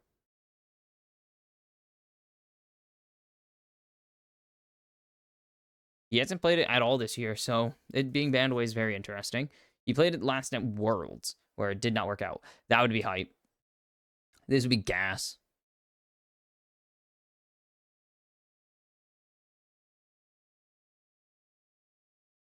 Uh Bye. Oh my god, it's freaking out. The website is freaking out. Saved it. I saved the website after it died a terrible, horrible death, I think. But what are they going to go for here? They have the Vi with the Orianna that's very strong. So what is T1's answer going to be? They're going to get the Twisted Fate back. They're just going to hope this is a bot lane Poppy pretty much. They're hoping this is Mickey on the Poppy and not...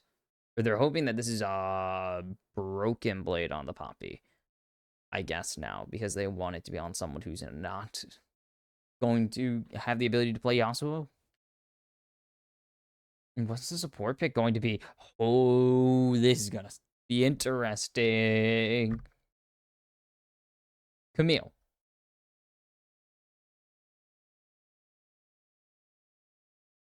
No, Carrie did not do anything when he went on Camille. So, and it is going to be Mickey on the... This is going to be Mickey on the Poppy.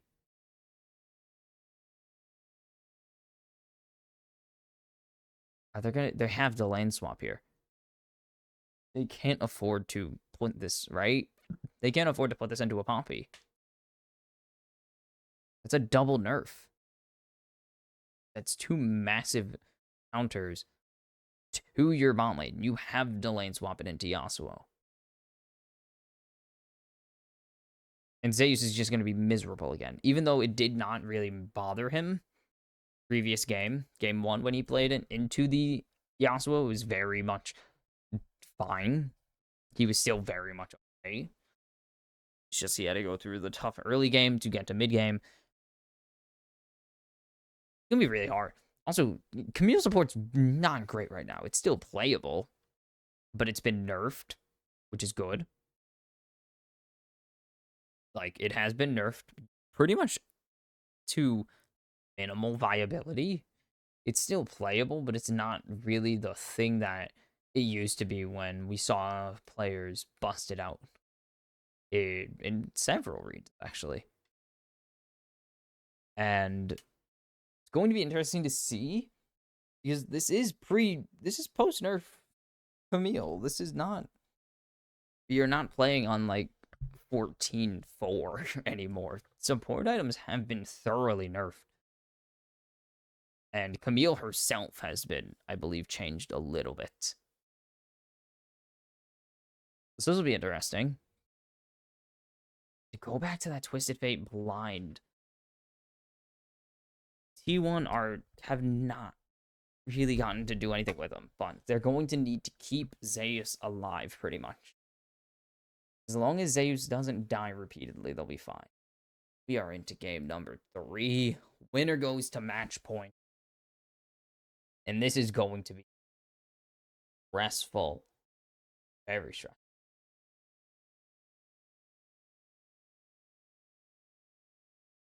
And the T1 chants are actually pretty loud. Not as loud as they normally are back home, but they're kind of loud. I'm trying to like readjust. Ow. My leg recently, so like right on it, and that's very unlikely. I've realized how unlikely it is. Winner spotted out. It would be double lethality here. So just keep spawning out caps.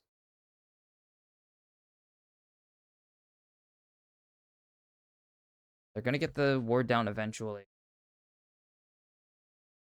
They don't know that the ward is down. They can assume the ward is down. No lane swap here.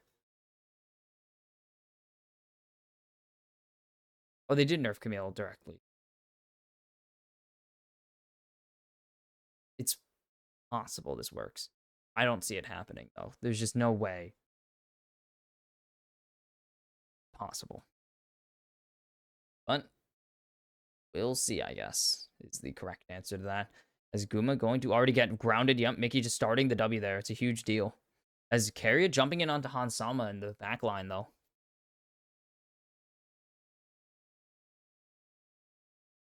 And the thing is, with Camille, or not with Camille, with Kalista, it's not, you can't use your passive. It's you cannot move while auto-attacking. If you auto-attack and move, it does the jump. So it is a massive nerf.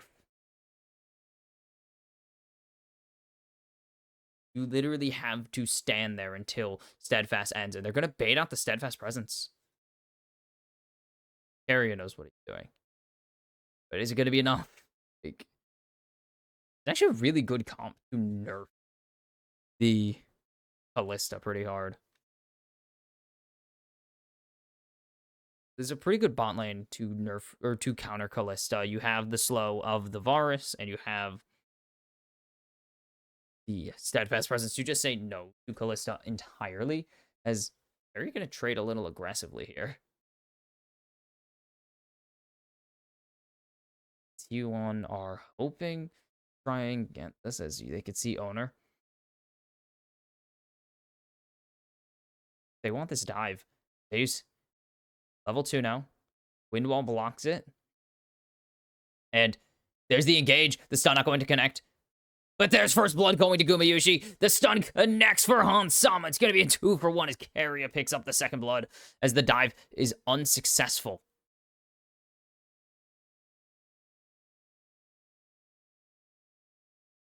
Oof. Broken Blade will be able to survive. They're dodging away from the Q. He didn't want to EQ. He wanted to QE. So he dodges away from the E. I lied. Looking for a Q angle, I believe. Oh, no, he's not even going to use it. Okay. I was going to say you could Q the whole wave and just clear that. But he's really looking to, like, maintain it.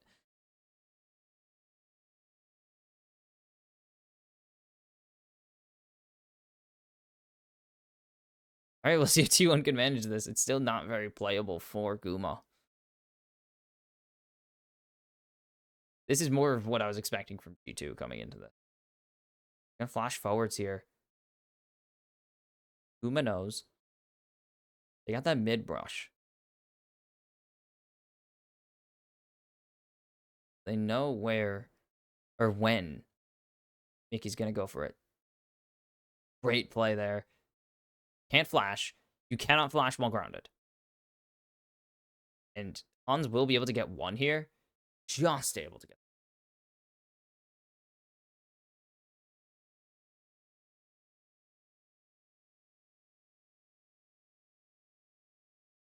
I should be able to get more onto Faker here. But Faker going to continue to go forwards here. I don't think he should have. And that's going to be Cap standing his ground. Great flash there. And Caps, 2 solos on Faker. He's going to keep this going. And now, Guma standing still. Redirects the autos. Has one more auto to go. And he can't get it. Guma's like being thrown off by how he has to stand still. There's the slightest amount of vision here. T1 don't know.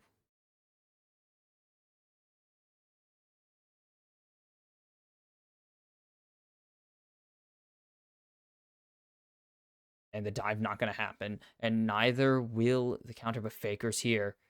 They have the falling star coming in. No flash on Han Sama. This is going to be big. Oh, and they're going to pick up the first kill there. Faker will be able to get away as well, despite getting steadfast presence. And now here comes Caps. He has no flash, but he has ulti. No one on the shockwave. They're going to try and get Guma at least. And they will get Caps. Guma Yushi. So 2 kills for the mid laner of G2. They can keep going. This is insanity.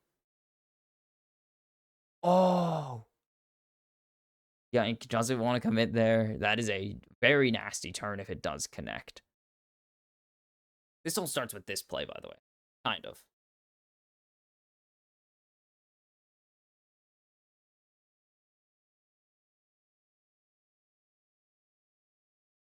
Brutal. What a flash there by Caps. That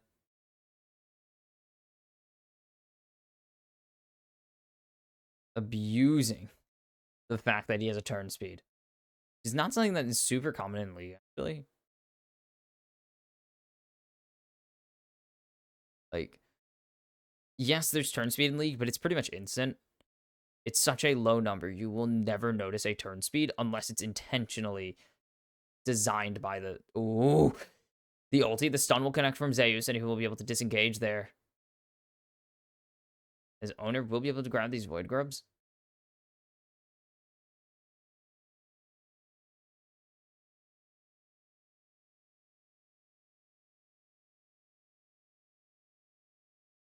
Area. Not spotted out. Okay, there's just that to get. I was like, is he going bot lane? No, that was just an ulti to get back to get vision and then go to lane. Okay, sure. What a weird one, but it works. So T1 about 1k ahead. Nothing insurmountable, nothing crazy, but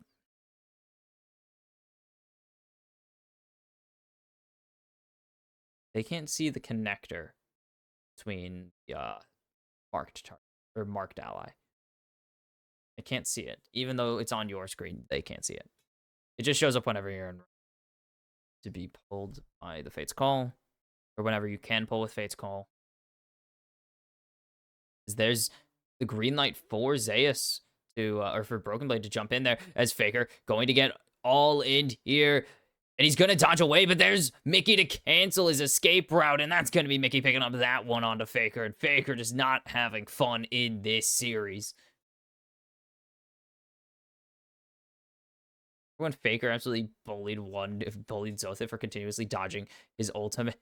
Oh, flash through from Mickey. That's going to be Guma Yushi down. Hansama will pick up that one. Area should be next on the list.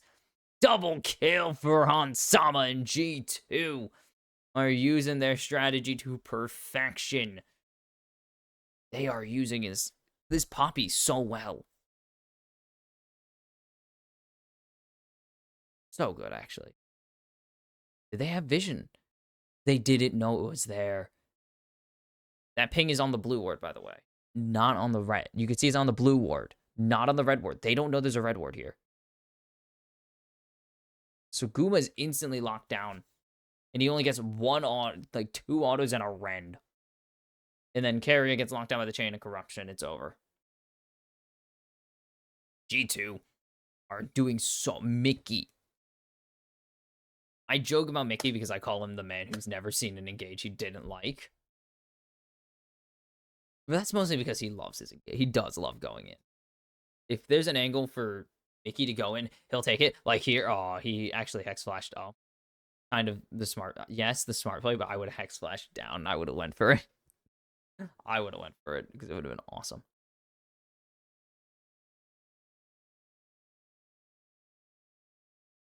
This is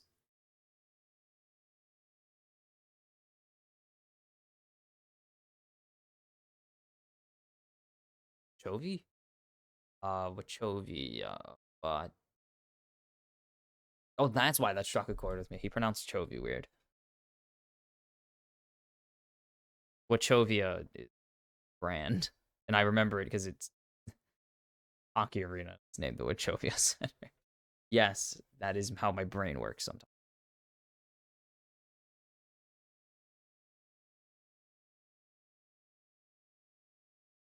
This control word's gonna be there's gonna be a teleport. Watch.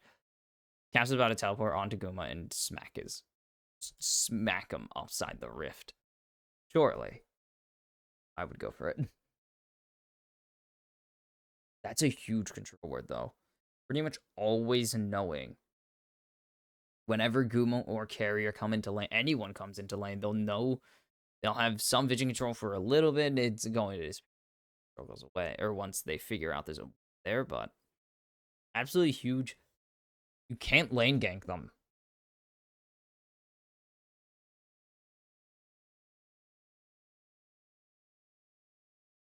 Yeah, there's no angle where G2 get lane ganked right now. Oh, he moved it. Okay, he moved it. So now they don't need to worry about lane ganks because laning's kind of, The supports are going to be on an adventure. There should be 3-3 Void Grip splits, so no might on the Rift. What are the angles here for G2 and T1? T1 very much still in the game. They need to find an angle, and G2 are in a very healthy lead. 2 kills on Caps right now. He already had a great game in game 2.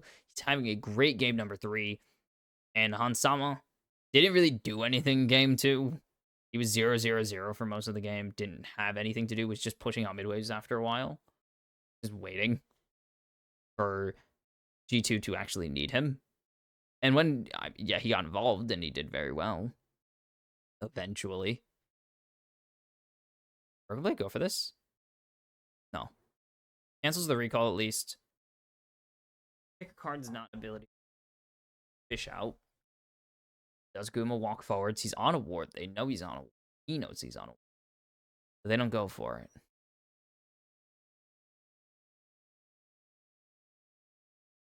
Where's Carry? Carry's mid right now. Carry's gonna get spotted out here.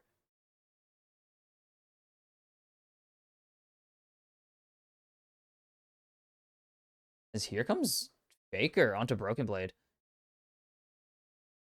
A lot of damage.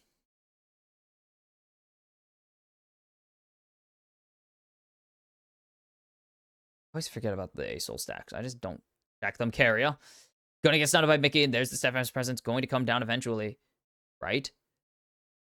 As Owner going to engage here. Owner going to be sent away to his base, as there's a flash out of Mickey. Shockwave follow him. And Guma's going to fall here. Great falling star. The skies have descended. Carrier maybe picks up Hans Sama here. Great flash from Hans, though. And he's going to pick up one more. Double kill for Caps in the upper side of the skirmish. Great play from Hansama, though. And G2 continuing to shine in this series against T1. Oh.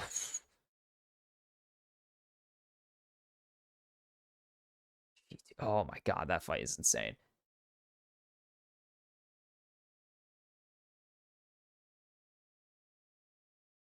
He's so strong right now. Mickey's doing so damn well.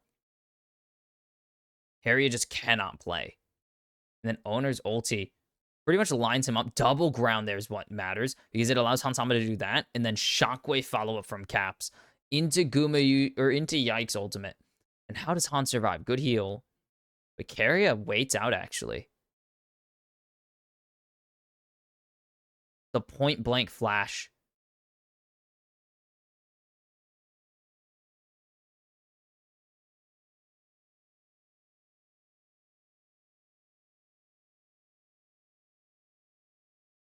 Okay, that was a weird looking play.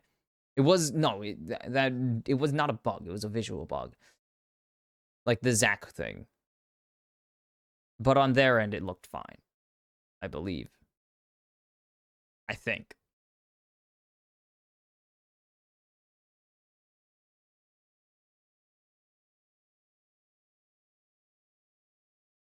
Okay.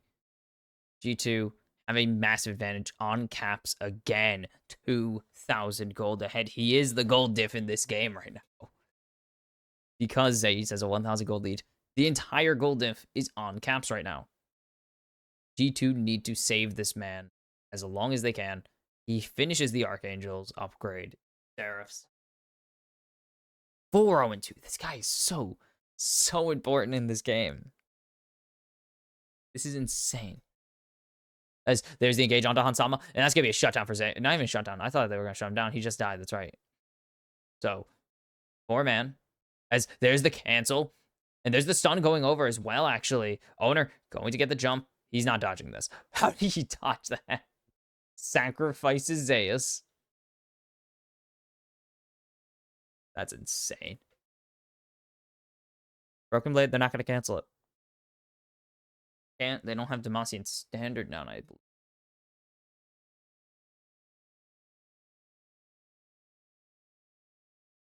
So there should be a...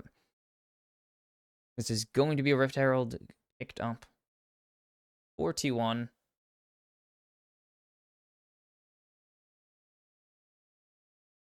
What is T1 going to play around here? They don't really have a hyper carry yet besides, I guess, Zeus. Zeus is their most fed member. I don't think Goom is going to be able to do anything this game because they are just so... They've committed 3 or 4 members to just making his life miserable. Yeah. Broken Blade was hiding out. Faker can't really be caught out with the champion he's playing by Yasuo particularly.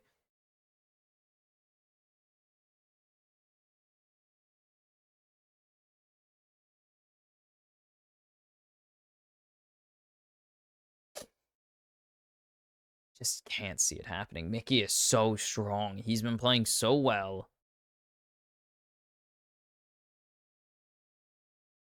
Area, I think, spotted out.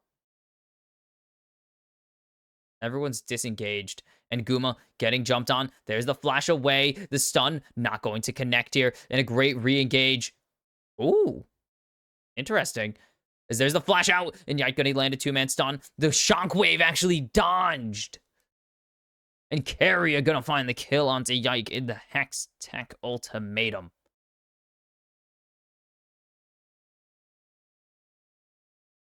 Actually huge there. Dodge away from Caps' ultimate, because surely Carrier is a dead body if that happens. And now T1 have evened out the gold entirely. We're back to even in this game. Oh. But G2 still have the Drake lead. And they can play around that. They can threaten Drake's soul as of now. And this was actually really good. Guma, the steadfast presence a little too early there. Great play by Guma, actually. And a good stun. Into the shockwave dodge, I believe. Yeah, that had to be shockwave dodge. I saw the circle and I knew Faker stepped backwards at least. Yike. Dies finally. Both supports an impressive KDA indeed. Yeah, 1 of 8 and 1 of 3. Somehow the supports have the best KDAs in the game. Don't ask questions you don't want the answer to. Oh, the jump over the wall into Carrier. Icky gets chunked, but Carrier chunks harder. Gets chunked harder, and that's going to be another recall for the support of T1 here.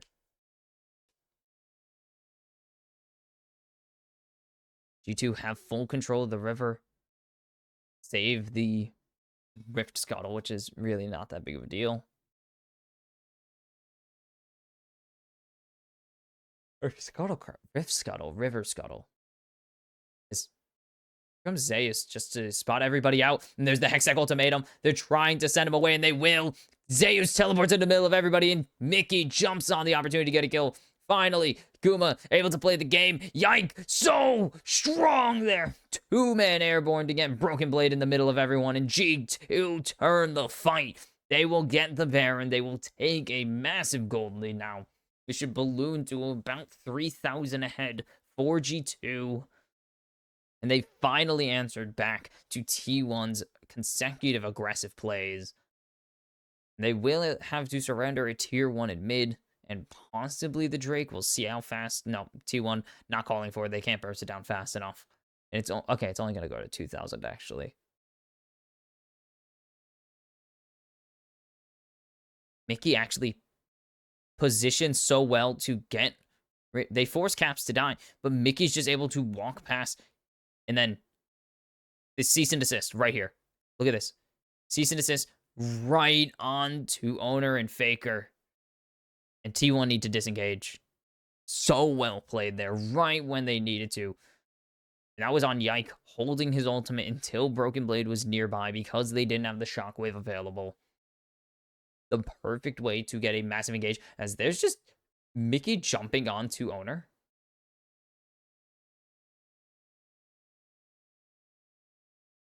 Insane. And this should be Drake. Yeah, this is Soul Point for G2. There's no way T1 counter this. This is crazy.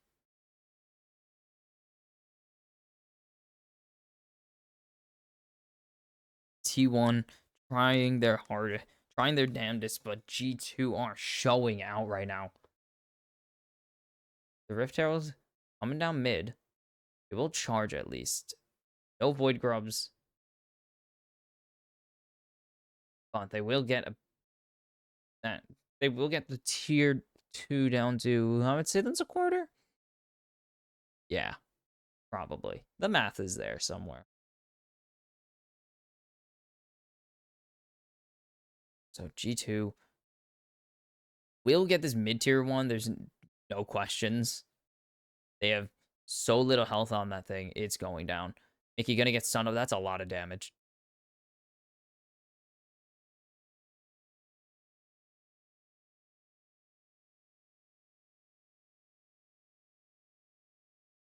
NT1 find a way back into this game. They're down about 3k right now at the end of the Baron power play.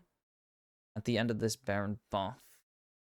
They will only give up a tier 1 in mid for now. There's not really a high chance. Maybe G2 push for this top tier 2. They can overload here and go for it. There's only 2 minions. They can't get this. No, next wave coming in, maybe. You try and just overload this. Go for something. Seeing the black hole does a lot. Owner going to get airborne, and they will give over this tier 2 on top. So G2 at least grab another objective that they can use to their advantage. They're trying to go in, lock down Caps, but Mickey's ready.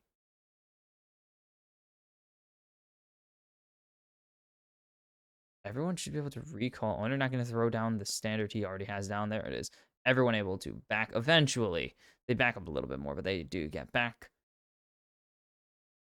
G2 do get their last Baron empowered recalls out, except for 2 members apparently.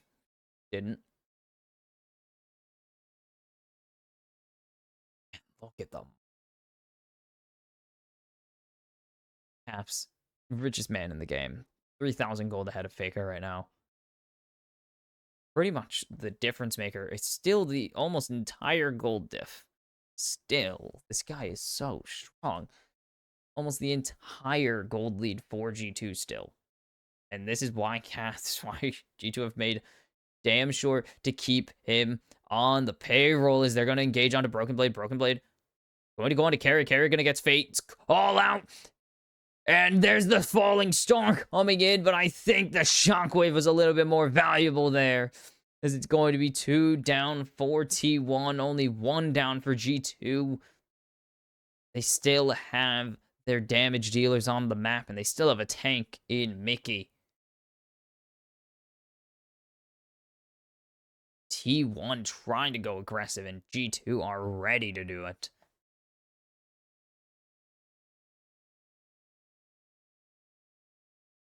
Okay, I thought the shockwave did more than it did. They went in onto Broken Blade here. He gets it. So the ulti gets canceled. Then a great engage. Cataclysm. Shockwave. Oh.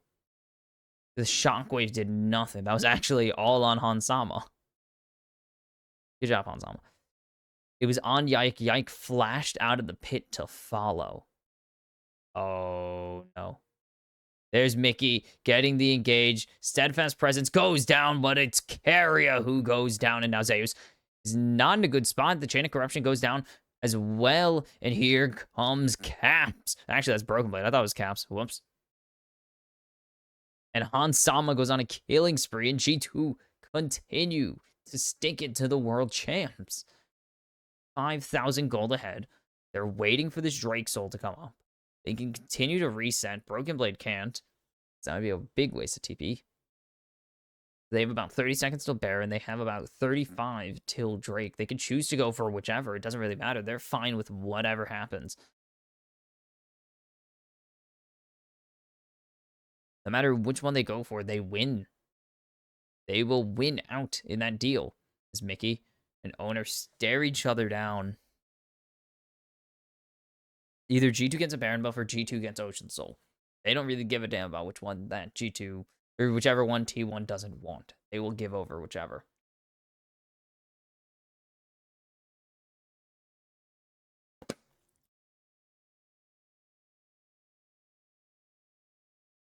Got it out. They're going to go for Guma.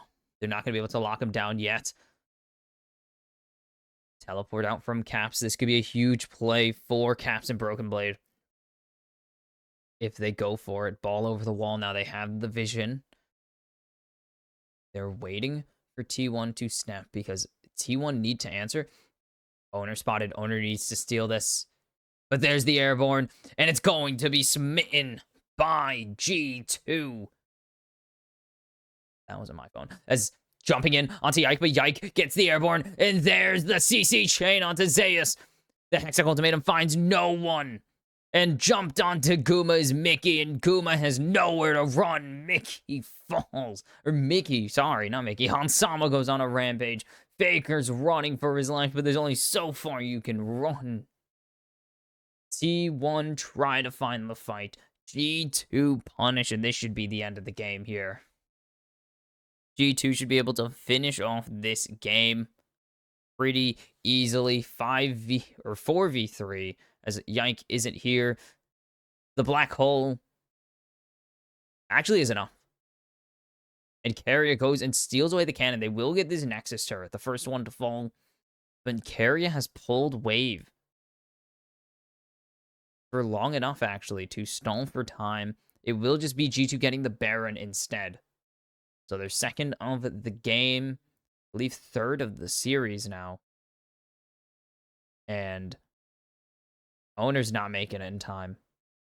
Unless Owner gets the steal of a lifetime here. They're going to take him out. And there it is. He doesn't Cataclysm in. And that's T1 falling. Surrendering Baron. A great shockwave to catch out Faker. It's Carrier in the backline's trying to do anything, but Carrier can't do it. He will fall as Hansama goes unstoppable. Yike picks up the kill onto Faker. Broken Blade 1v1's Guma Yushi as he goes on a killing spree. And it's Hans double kill. Ace G2 match point against T1. How the hell are they doing it? They look so bad in game number 1, but they've pulled it back in back-to-back now. And they're on the verge of sending the world champions down to the lower bracket. Ooh, ooh, ooh. This is going terribly for T1 now. G2 one win away from facing off against Billy Gaming. T1 one loss away from facing off against PSG, a team they didn't need to face because they beat FlyQuest.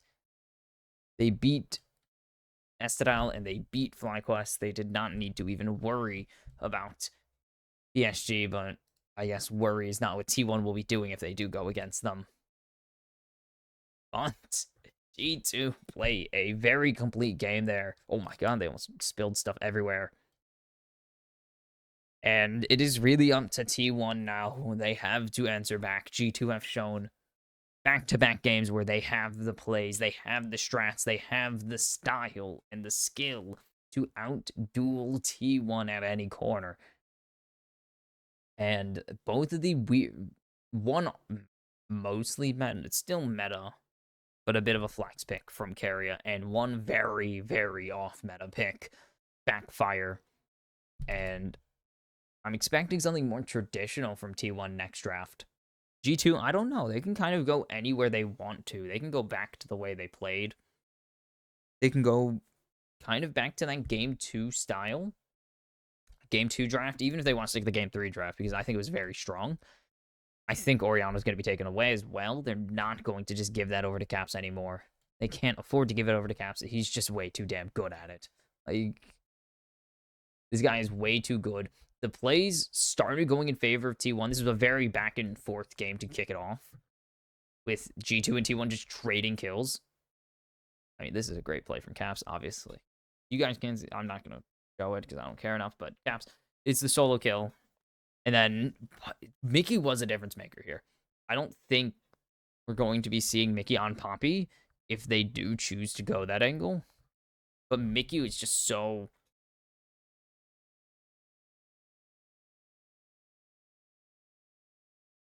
Game score in series play is now 10-9 in favor of T1. They are 2-2 in best ofs all time.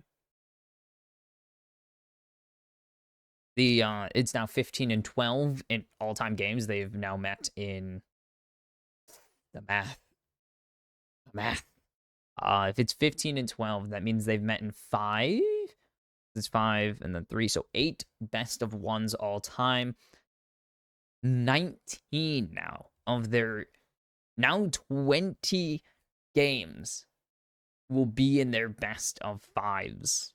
They will have at least 20 games between each other in best of series alone, which is insane. They've met 27 times. 27 games between these two teams now in their histories, which is very uncommon for teams across regions, especially with how few games there are and the luck that's involved in it. You gotta get lucky. Flip-flop alert. Oh, Raz is a coward. Like, the amount of luck. Like, the luck that it takes to meet a team that many times in the bracket or the group stage or in round robin. It's crazy.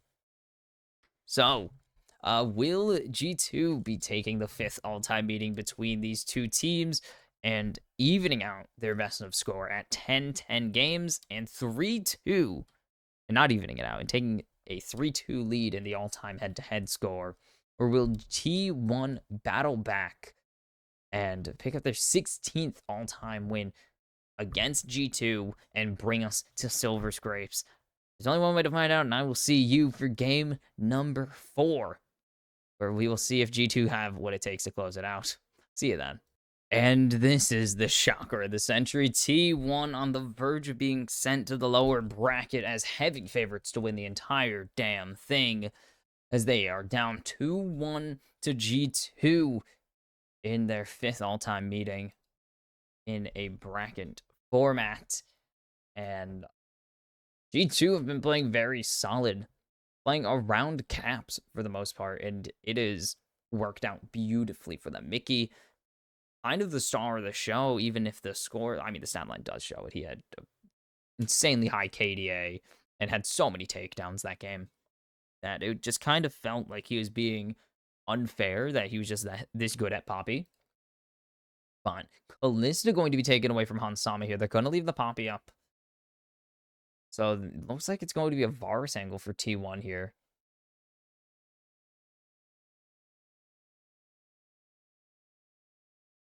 All right.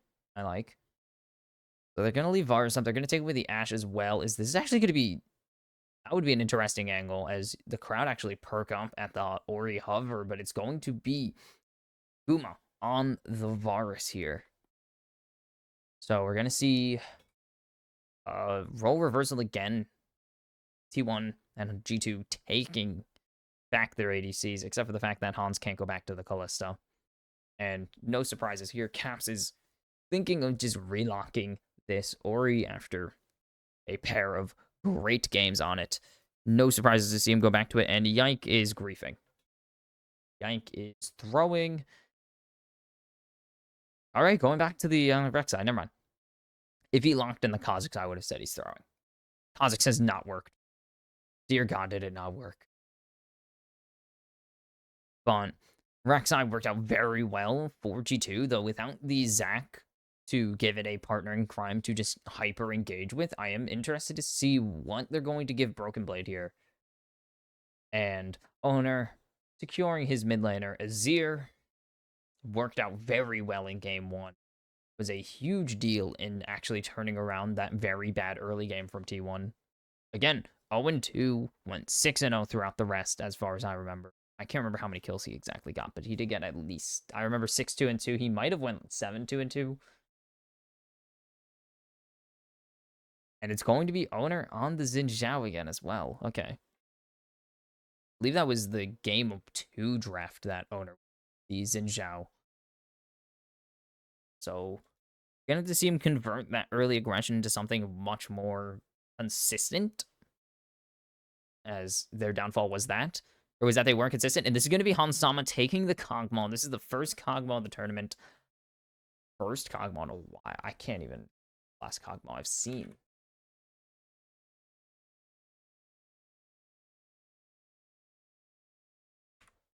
Okay, I can't remember what or how popular Kog'Maw even is.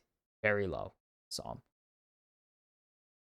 There. He's 2-2 entering this tournament in all regions. Not really a good sign.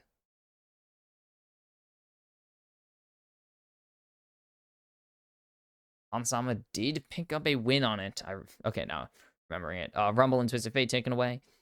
Smiley got a win on it? Really? The most recent one was Smiley losing on it, but Hans brought it against the Mad Lions. Mad Lions 7-1-3 that game. Because that's going to be the Renata locked in with it. It was the Milio last time.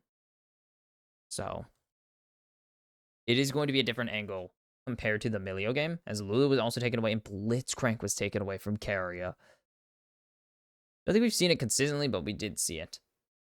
And Bard.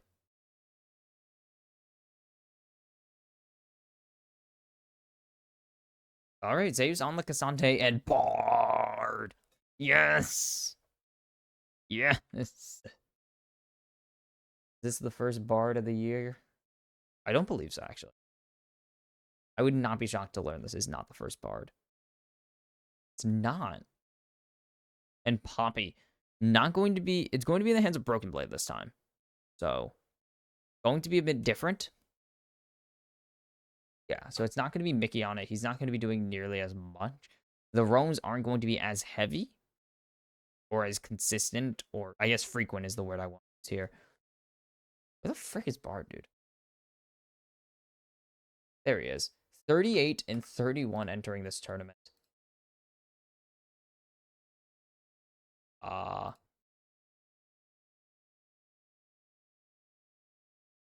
Okay. Bard, very positive win rate. 69 games this season, apparently. Which I didn't know. Has Carrier played it? It's had to have. It's Carrier. Played 1. 0, 6, and 8. Not looking good. Yeah, that's not a good start. Okay. Do this thing, Carrier. You got Bard. I believe this is the world skin. That's a really good Zaya. Or is that LeBlanc? I don't know, actually. I think it's LeBlanc. Very good. It was a very good cosplay. That's all I know.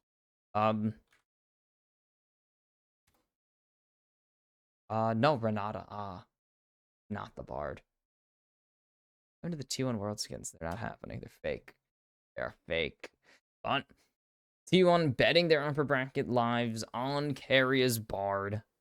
Let's do this. Let's go again. We've run it back.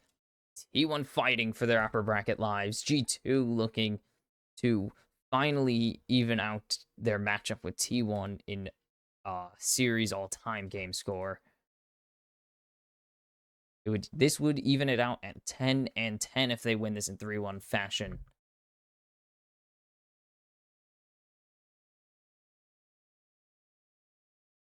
And now, no lane swap shenanigans again. There's no real reason to put this in the bot lane in particular. There's no real dashing. Why is Bard's image flipped? Why is it flipped? That's so cursed. That is so cursed to see backwards Bard, man. I think I've ever seen Bard's image flipped that direction. You know that? If you see, it's gross.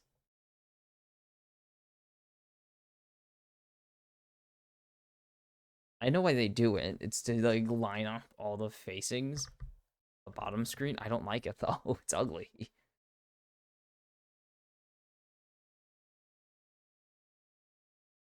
There it is.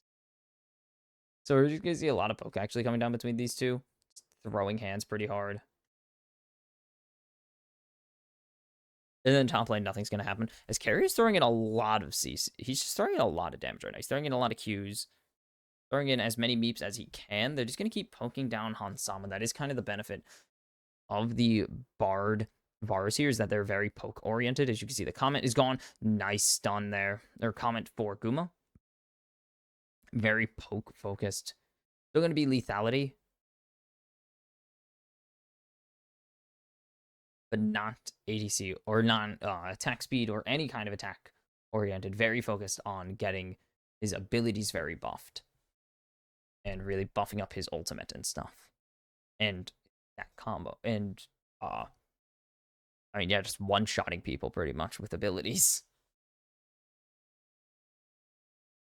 But Yike, I don't know. They still have that double tanks. They have double engage. Not as good as Broken Blade on Zac. I don't think anything's really going to be able to match the Zac on engage.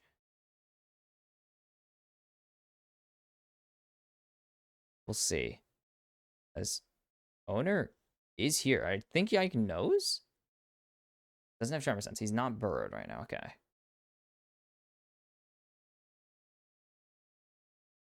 And he's going for Faker. Tunnel. And the flash out. I can still come back here if he so chooses. But Carry is coming.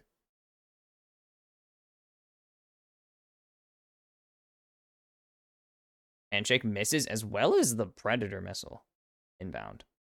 And Broken Blade is proxied. Yeah, it's K'Sante.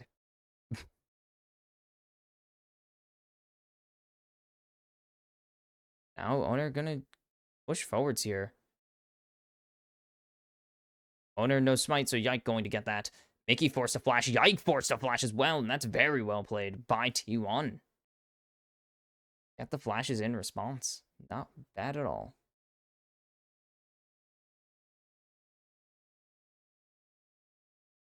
Do they know where Owner is particular, like specifically?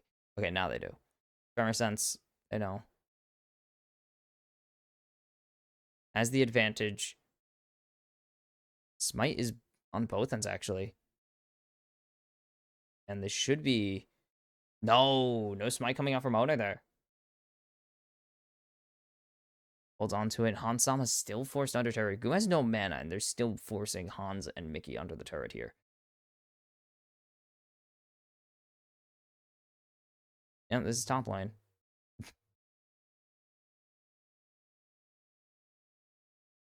It's nothing interesting in top lane. Okay. Baker. Going to get that ward down onto the Raptors so they could spot out. Bard going to just, Carrier just going to try and cancel some recalls here.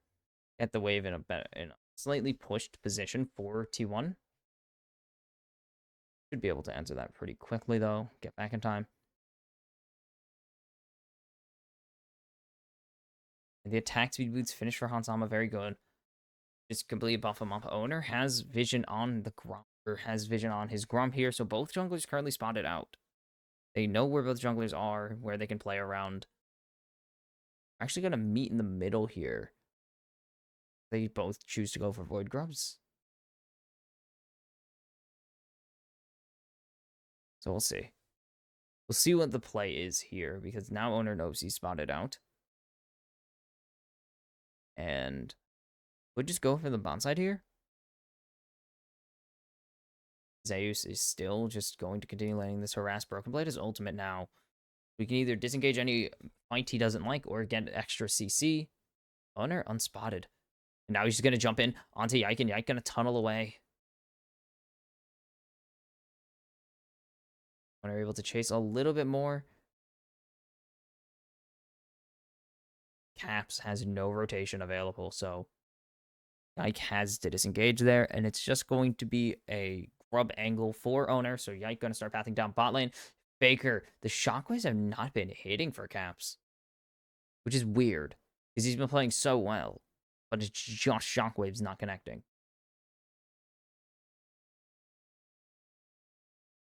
Like, he's been playing insanely well this series.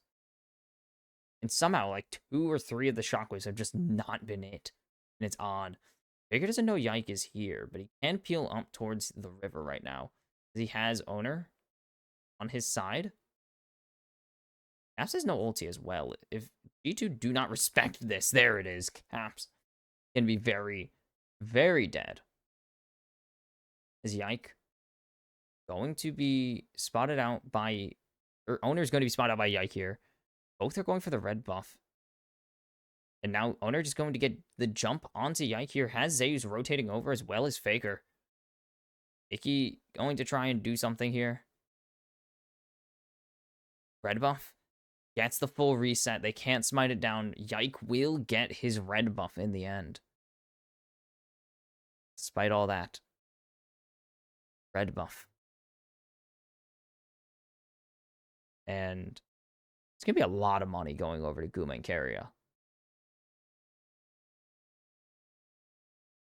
A lot of XP lost for Hans and Mickey.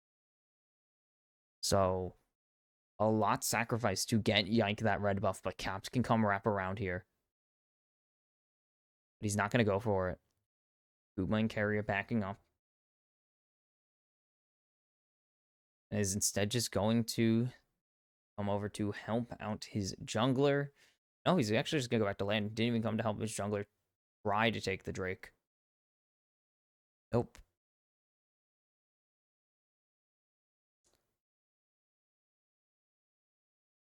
Right. So Drake available, and they can try to run this out until the Void Garbs are up in about 2 and a quarter. There you go. I do the math in my head. I was like, I can't say 2.5. It's like 220. Broken Blade going to go in onto Zeus. Zeus not even going to throw an auto in return. Owner spotted. So they know he's on his Raptors right now. They know he's probably going to go for the Dragon here. So T1 likely going to have to answer to G2 on this Dragon if they do choose to go for it. Because they have the push, though, they have first rotation. Hans is stuck under the turret. Mickey's going to have to come help jungle. And owner going over the wall. He's going to claim this. Carrier going to take the blast cone away. Both blast cones away from G2. And they will get the first dragon. There's a minute 20, so they can't trade the Void Grubs for this either. As Carrier is spotted. I don't know if he knows that. Now he does, obviously, because Mickey's throwing blind. He's over the wall. As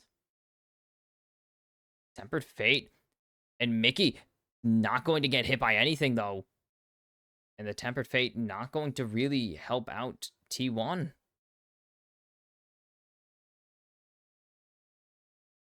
I don't think... That play obviously didn't work. T1 don't go for that play if they didn't... If Mickey has hostile takeover. Mickey has hostile takeover. T1 never go for that play, ever. That play was terrible. Baker hasn't spotted out Yike yet. And there's the drift out to safety. Didn't mean to hit a wall, but even hitting the wall didn't stop him. So he's fine. Yike is back for hurt number 2.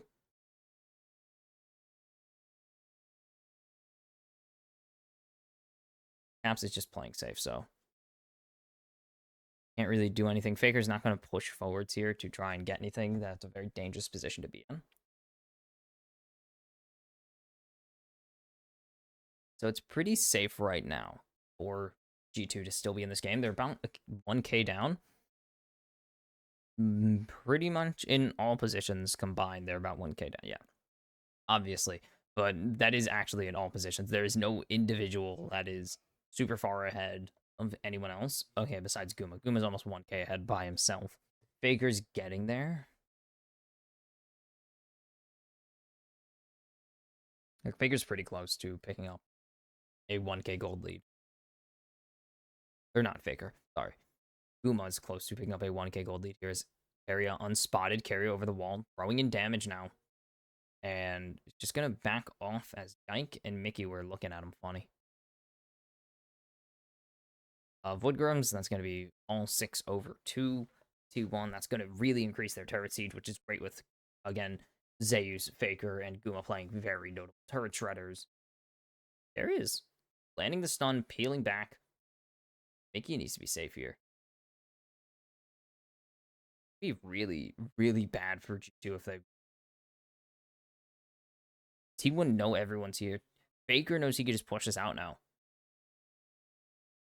No questions. He could just push this out for free. Even with the teleports coming in, there's the divide and there is the drift away. So in exchange for teleport, they get an Emperor's Divide. Not bad for Faker. He's been pretty much safe the entire time. And getting that really didn't change anything because just a teleport. As Caps dodges away from the Tempered Fate carry, doesn't really have the end lag is a bit too much.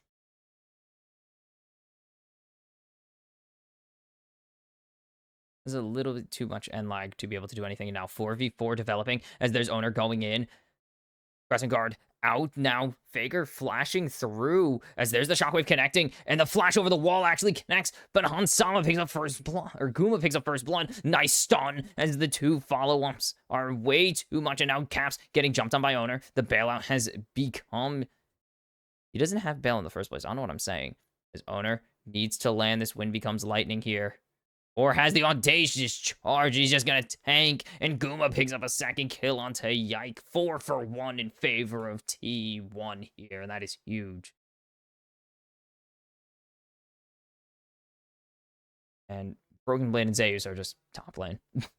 Insane that we could just pan back to top lane and pretend something's happening. But T1 find the fight they want. Perfectly 2-0-2 on Guma. That is huge. Owner starts this off, and that ulti doesn't connect. Faker forced to flash away. Good hostile takeover here, actually, but Owner's still down. Hansama's the first to fall. So Caps will be able to kill on Faker. Carrier, again, just the best support in the world. And is continuing to be the best support in the world. It's going to be a pair of kills over to Guma and Owner, and that is really big. They get 1 onto Caps at least. That's not really a lot, as Carrier continues to position so well. And now Varus, 4 takedowns. Look at the damage. You could pretty much see it. I love that they counted top lane hitting each other. Faker dying didn't really help his damage numbers, as there's Owner just going in on Mickey. Second Drake hasn't been taken yet. So we'll still need to do a little bit more as Faker. We'll pick up first turret here in the bot lane. Oh. We're going to... Okay, he's backing up. He's setting up something. Disengage. As there's first turret going down, there's the second Drake. So Drake Rush available for T1 now. They're looking to continue this pressure into the rest of the mid game, because this is still mid game. Like, that pretty much started the mid game. Been a very long mid game. Did I hit something? Zeus just waiting. Such a...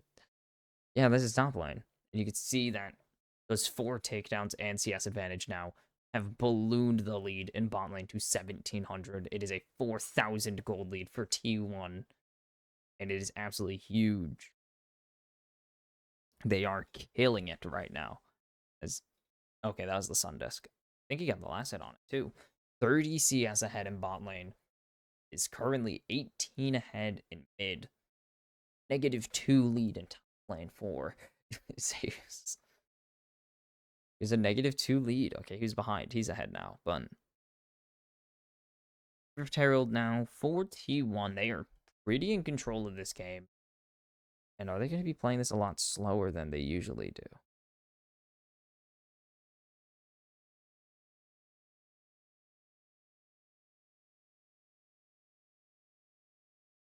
No, baseball is starting. As Rift Herald's finally finished.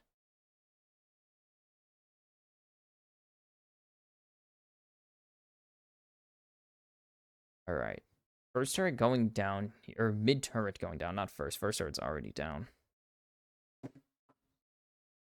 As hostile takeover burn, maybe Broken Blade finds something here, but Caps isn't here to make this a really crazy fight. Is the Tempered Phase going to save Carrier for now and cancel Yike's ultimate, but it's still going to be a 1-0 as Faker finds 2 with the Divide and is able to run away. Zeus is just going to continue to be the hyper-aggressively forward player, and he's going to not fall. The Pathmaker actually buffers long enough for him to survive, and it's a very extended 1-0 in favor of G2.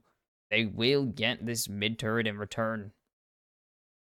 They'll get some close on this gold dip, but it is still 4,000 in favor of T1. Yeah, pretty much only sums and a kill. Not a massive gold swing, to be honest. Because they also did give over the turret, it's not a huge gold swing. They do turn on to Carrier very well. Very good job here to turn on to Carrier. The rest of T1 kind of already know they can't do anything. And Faker's already ready to leave.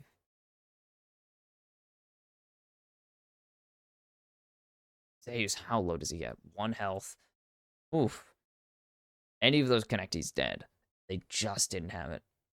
As there's Guma caught out, and now Guma's actually dead. What is Guma doing there? It's now G2.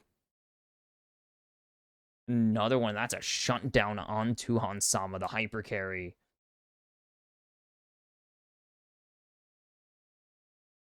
This is a great position, and Carrier going to push forwards now. And Yike has been caught out.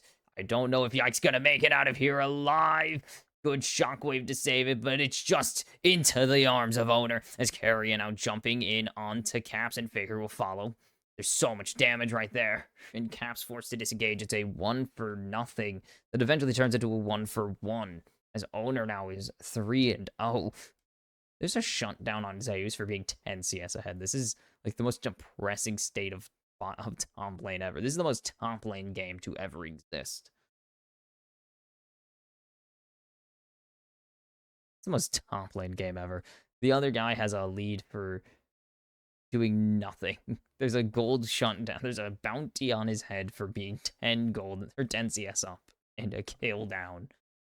Top lane 200. He's only ahead by 100. This teleport's great. They didn't even need it.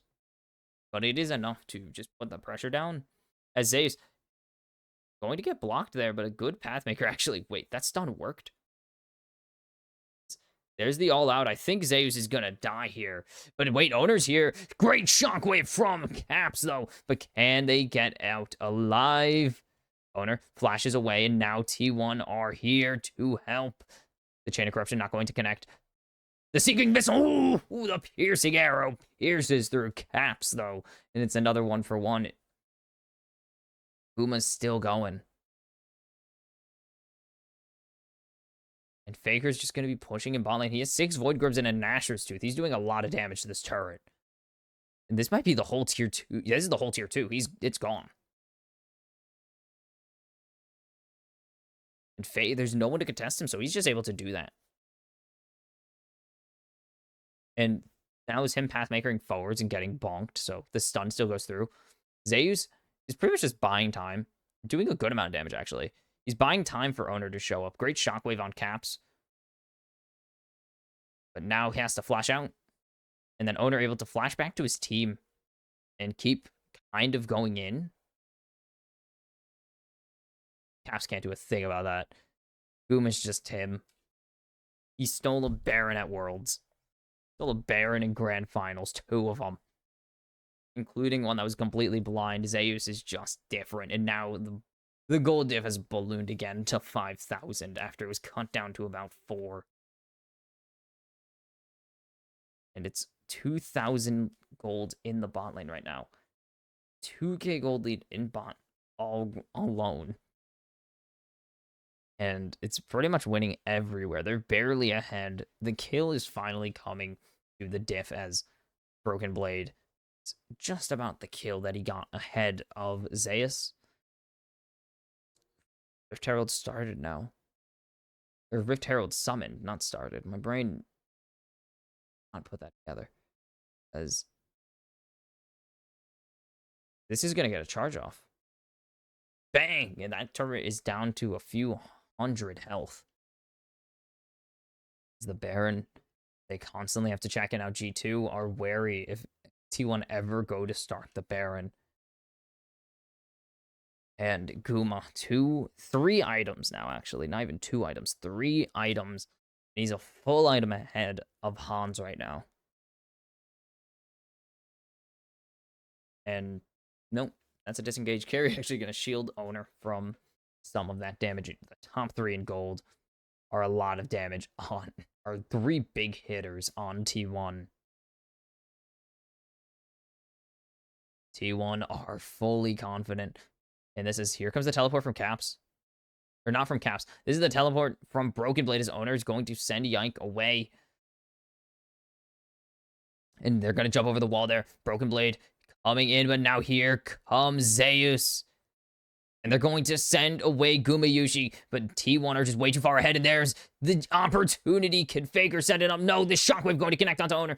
T1 can't push forwards, but there's the 3-man Shuriman shuffle. And Faker's making them dance. Double kill for Guma. Carry is even getting in on the action and picks up 1. And T1 are knocking on the base door. It's just Yike. They might be able to end. I don't think they have enough wave to end. Yike can clear this wave out pretty quickly. They're at least going to get this inhibitor, and they're going for the end here. They're going to try and bring it to game number 5 now.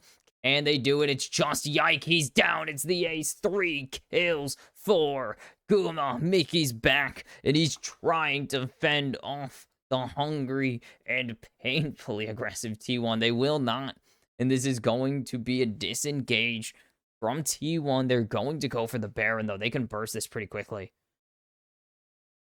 And so close to ending. Just not enough damage. They barely ran out of minions. And now it is time to get the Baron instead.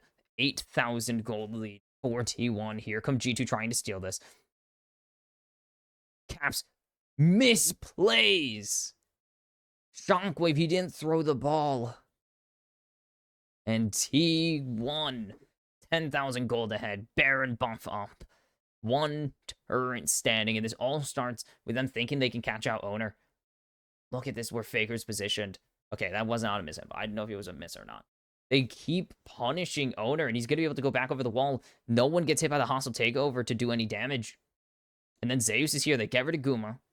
And then, boom. And Faker actually waits to go over the Raptor. Not even over the Raptor wall. Waits for another minion and gets 2 with it. Guma's going to pick up 2 here. And it's just Yike. They go for the end. They just miss out on it by a few ticks, really. They need 1 more minion there, and they get this. And they're just going to settle for this tier 2 in top lane now. They still have 2 minutes of Baron. Look at the health bar on that. It's only going to heal back to the closest third. So the closest third is 33%. So there's only going to be a third of a Nexus turret defending G2's base for the rest of this game. Inhibitors and a few thousand health, if even. As that's already the tier 2, the last tier 2 off the map, the last or not the last tier 2, there's one in bot lane. I forgot about bot lane. 2 inhibitors down now. They're going to try and just stop T1 from going forward. Zeus is so tanky, though. They can't really stop him. The damage is Zeus? Zeus might have griefed his team right there, but this is going to be the last Nexus turret down, and T1 can end the game, and they will. Oh, what a play. The Tempered Fate blocks the Shuriman Shuffle. I don't think it's going to matter. A nice Shockwave finally connects, but it's too late once again. Is it's going to be 3? They're looking for 4. They're going to go for the 5. They're not going to get it, but it's 2-2. We are going to Silver Scrapes as T1 crush G2 in game number 4. And it's going to be winner take all in this series. One more. Un mas. Because we can't have enough of T1 G2. The second series to go to 5. And of course, the only ones to go to 5 are in the BLG bracket. And who better to do it than eternal international rivals, it seems, G2 and T1. And the West now 2-8 at this tournament. Oh boy. It's gonna be complicated when we have the all West match. Is it gonna be like 2 and then like do they count the wins and the losses, or do we just not count that? Obviously, we just don't count them because it's very complicated. Those are gonna be for regionals, but at least LEC has wins.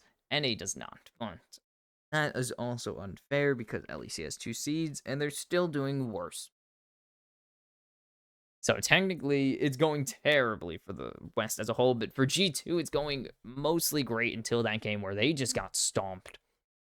And again, Caps not showing up. We saw it in game 1, we saw it in game 4. The mid laners have dictated this series. Faker has popped off 2 games now, and he's won 2 games for his team.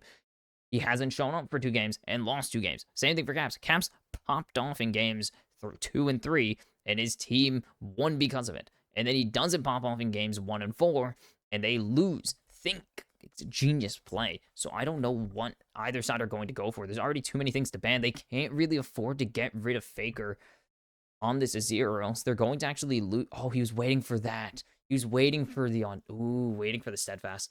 The issue is if they choose to get rid of the Azir, carry his ashes now on the Rift. You see the issue with that. And T1 don't really need to worry about the Orianna as long as they stifle Caps. They know that. And it's really hard to stifle Faker on the Azir because eventually he's going to find a team fight angle because he is so good at coordinating with his with T1 that they're going to find an angle they're going to like. And I don't know if maybe they can afford to let the Senna. I don't think that Senna needs to be banned right now. I think T1 are going to keep Keria and Guma on hyper carry duties. They're going to keep Guma on hyper carry duty. They're going to keep Keria on being carrier duty on Bard, I guess. I don't know. I don't think they need to ban the Senna out. Lucian is good.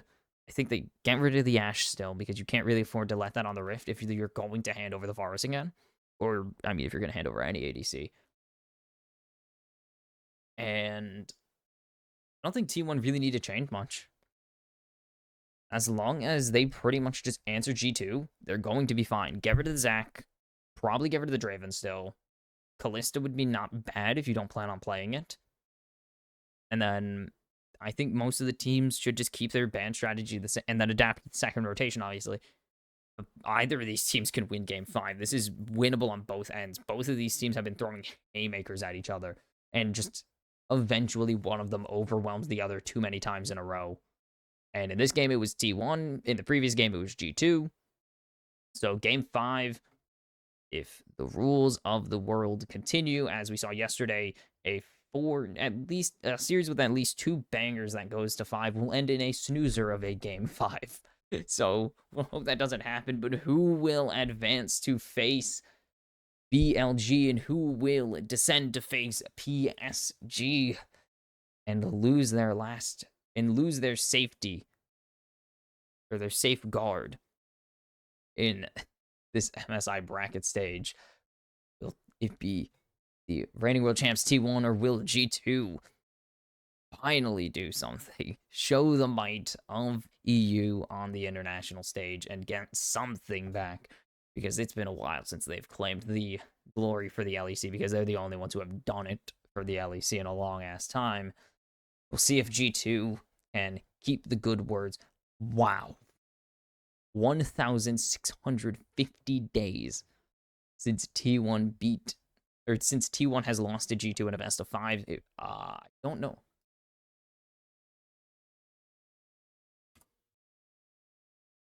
Worlds 2019. I had to check really quick because I didn't want to say it, but they have not beaten T1 in a best of 5 since their pair of wins in 2019. So will G2 break the losing? Will they break the winless streak? They've lost the last 2 series against T1 now.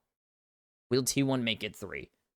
I'll see you for game 5 for Silver Scrapes, and for the only game that will ever matter.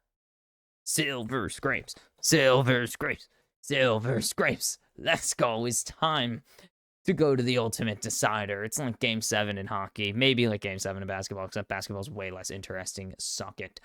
Or game 7 of a World Series, except it's not the World Series, nor is it the finals. It's more of like game 7 of like game 5 of the divisional round. We'll get to game 7 of the World Series eventually, but it's like game 5 of the divisional round. Maybe game 3 of the wild card round. As we are jumping straight to the draft, 2-2 here. G2, T1. G2 choosing to go to the blue side. They're going to get rid of the Senna. I'm not a fan of it. I don't think they're going to go to it. Guma's very good at Senna. I don't think they're going to take him off of hyper carries, though. I don't think there's a reason to. They're going to get rid of the Azir. They're going to actually drop. Oh, they're going to drop the Rumble from rotation, I guess. Both mid laners are gone. Oh, wait. Ashe and Senna. Draven, Lucian. Varus is available. Kalista is available.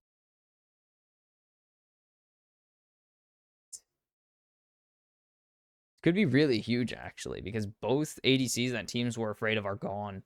Or are on the rift now.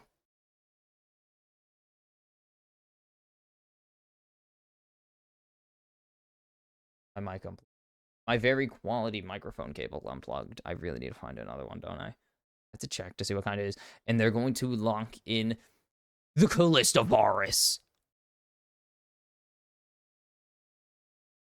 This could be Kalista. This is Kalista support. Carry has done it. This is the ultimate move from T1.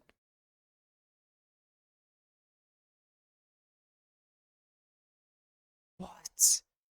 Not going to be Kalista top. That's a solo queue thing. This is going to be Kalista support from Carrier, though.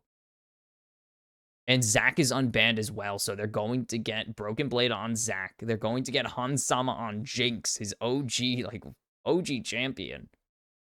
What is going on? This is insanity.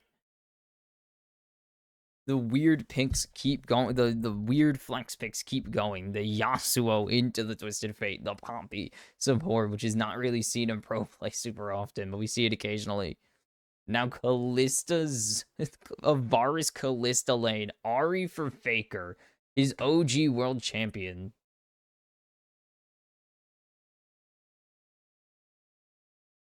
And this is insane. What is this? This game is going to be weird.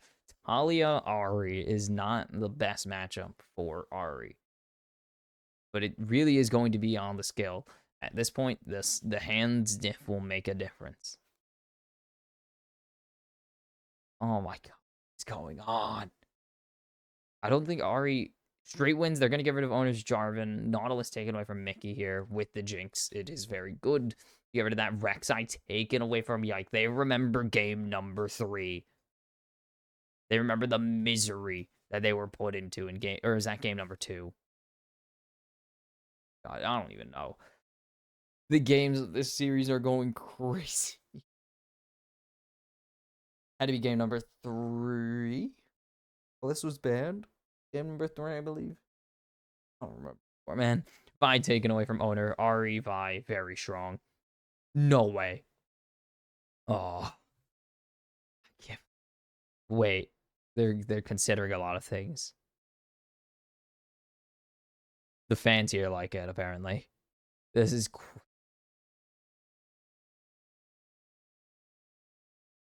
just do anything.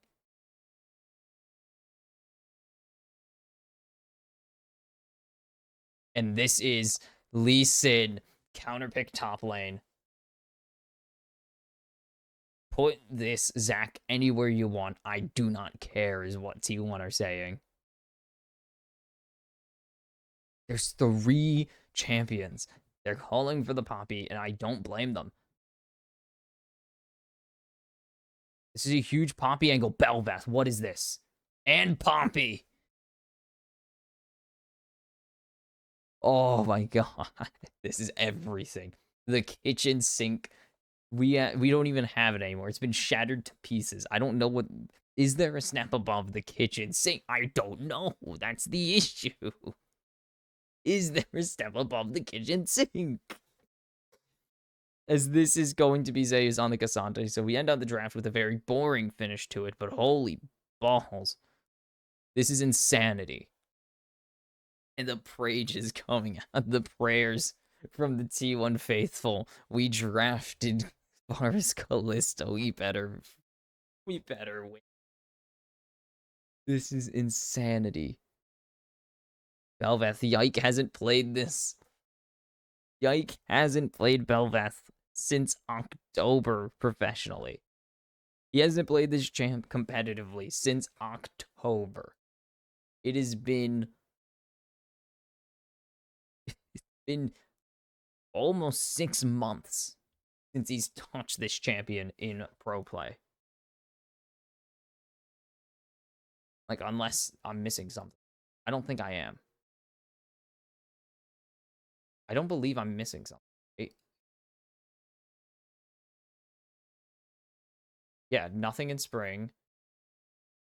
Nothing in spring playoffs. Yeah, that was the Real meta. Nothing in winter. The LEC winter season, nothing. He hasn't played this champ since Worlds, since that disappointment of a tournament for G2. And he's going to have to redeem himself, his team's last shot at the upper brackets on the champion that he lost on most recently. 6 months, half a year ago, as they were knocked out. I believe that was NRG. Was that NRG? Jesus Christ, that was miserable. It was NRG. It was the NRG match. It's game 1 of NRG. And that would begin the downward spiral for G2. That would begin the downward spiral for G2. So this is not the champion you want to put your hopes and dreams on, to put it nicely. The champion that began your downward spiral and elimination from the World Championships.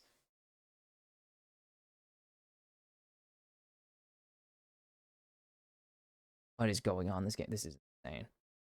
80 Poppy. Okay, this is lethality Poppy, I guess. And Guma gonna fire out the E. And there's the flash from Mickey there. As there's the E coming out as well. And Guma not scared. As Carrier throwing out some stuff. And Broken Blade going to get the flash out. But now Zeus gets the flash out of Caps. What is going on? What is this game? We're already starting with the shenanigans. And this is going to be a 5v5 for the blue buff.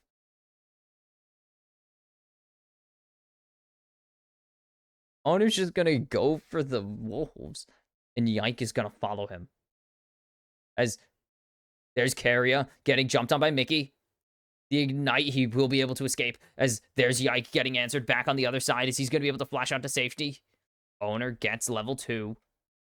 He has 1 wolf alive, but he's just going to go for the blue buff solo. What is going on?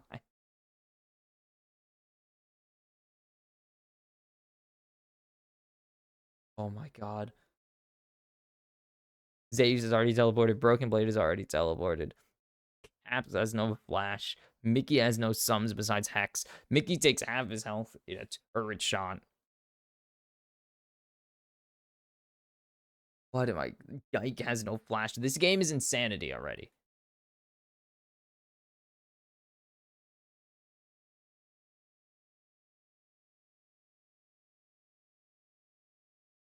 Everything going crazy this game. Okay.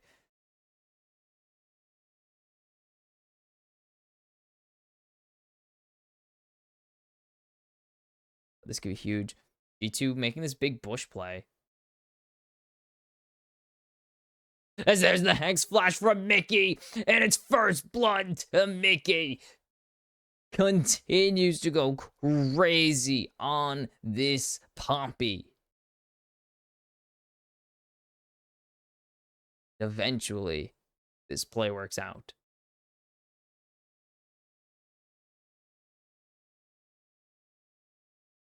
Okay.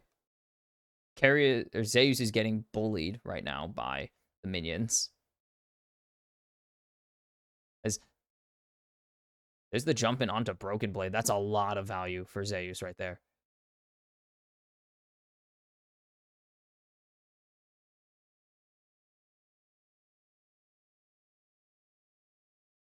As BB not going to land the Q, or Zeus not going to land the Q. BB doesn't have a Q to land. He does, but he doesn't need it. Yike spotted out here. The smite is down. Owner knows he can steal this. And Owner gonna snipe away the blue buff there. And chaos. This is Guma. Skeptic in the wrong position there. And there's no sums. They burn the heal as well.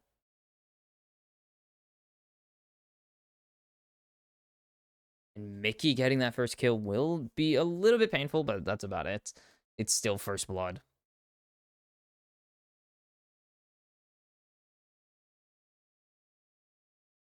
Oh, wait. Okay, I thought he was talking about now. I was like, what? As there's the jump. Broken Blade has flash here. Flash out there. They get the flash out of Zeus, or out of Broken Blade. Very well played there by the top jungle of T1. I almost said G2. Oh, Broken Blade might find the solo here. Zeus just ghosts. As there's Owner picking up caps with Faker. And the 2v1 goes crazy for T1 right there. They're going to get Hansama some more money.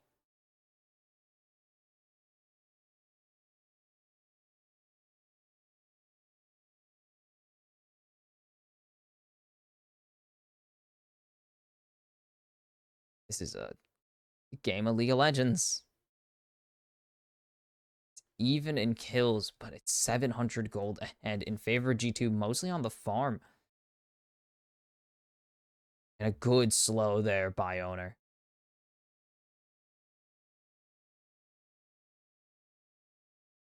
As okay. Is it going to be full swamp permanent? There's so many swamps going on. Okay, so G2 have swamped their top and bottom lane, and T1 have swamped their mid and top lane. As this should be grubs to Yike. Yike really going to benefit from this. He really wants these. He's probably the perfect candidate to want these. He doesn't have ulti. I think he gets evolve still. He doesn't get ulti, which is the evolve. I don't know how this works. Can't get it. Okay. I think. The Endless Banquet is a sick name for Ultimate. I'm just going to say. Probably should have been a passive. Not the actual ability. I meant the name of it. Should have been a passive somewhere. Azaeus is fighting Mickey. Owner's hiding on Vision. He's just waiting. They just got rooted up there, so very well played. Guma has flash available, but he's getting locked down by Broken Blade right now. But they have the damage to answer him back. Chunk out Guma, though. And Yike. They don't get the all out. And that's going to be a huge pickup for onto Zeus there from Hansama. And this Poppy is so strong for G2. They were waiting. They set that play up so well, but G2 deny it. Great play by Mickey there.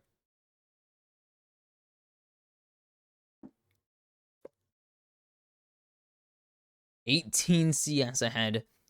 Now about 450 ahead in terms of just straight gold of kills. And then a lot of waves ahead. And this is going to be a miserable experience for Guma if he does not find an angle back into this game. If he doesn't find kills soon, this could be the worst possible ending for T1. Super Mega Death Rocket. Going to cancel Carrier's recall. Great ward there. Good vision, actually, from, I believe it was Broken Blade dropping that ward up. Zeus doesn't have teleport. Oh. G2 have the pace advantage right now. They have tempo.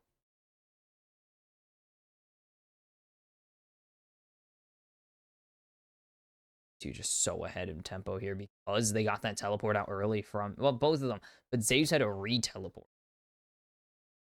Which means that Broken Blade is not in a good position. Guma. And both flashes out. They thought for a second. Skepticism, not enough.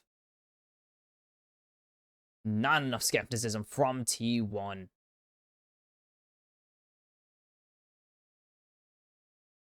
Should be first Drake over to T1 at least because G2 invested so heavily into that bot play, but that's both flashes out in exchange for Mickey's X flash, which is not very useful.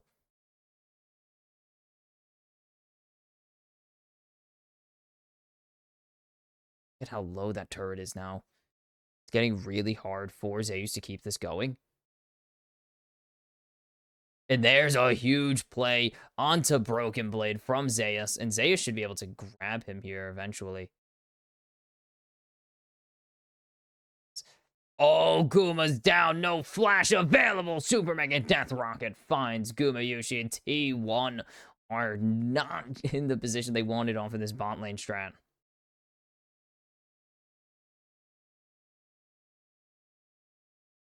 Yike, out of range of the charm as well. And Guma, the bot lane was drafted around him. Broken Blade has wasted his teleport because he had a reset so drastically.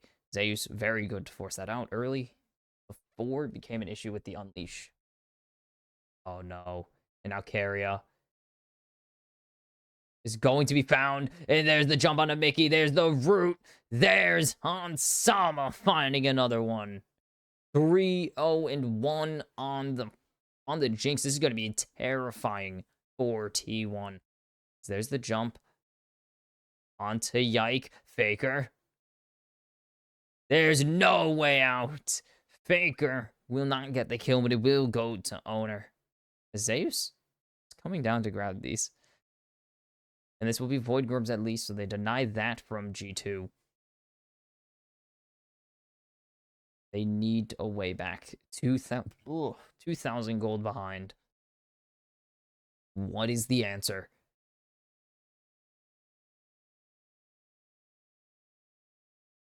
It's going for anything. Carrier's up here now. They have some extra help. And there's the jump out. The Guma's alone and needs to be very careful.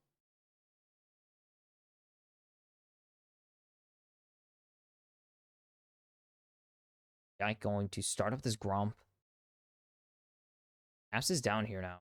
This is very dangerous for Guma. If he doesn't play this right, as there's the stun onto Faker. There's the airborne. Super Mega Death Rocket. Faker going to be able to flash away to safety, though. And it's the play here. G2 are just so strong. They are controlling the vision so well because they need to. And it's working out flawlessly for them. Seismic shove, Hex Flash over the wall. There's the lockdown onto Guma. But is it going to be enough? They've gone Mickey, and Carrier will pick up that one. Teleport down from Faker now. Can they get anything here? As there's the charm. Great cleanse from Hansama, but is it going to be enough? Dash through the kick. Not going to get him anywhere. And that's a lot of flashes out of G2 as there's the chase from Owner. Not going to land the Q. And T1 are fighting back. Still 1,000 behind, but they are answering the call. Zeus just going to take this recall. He has no mana.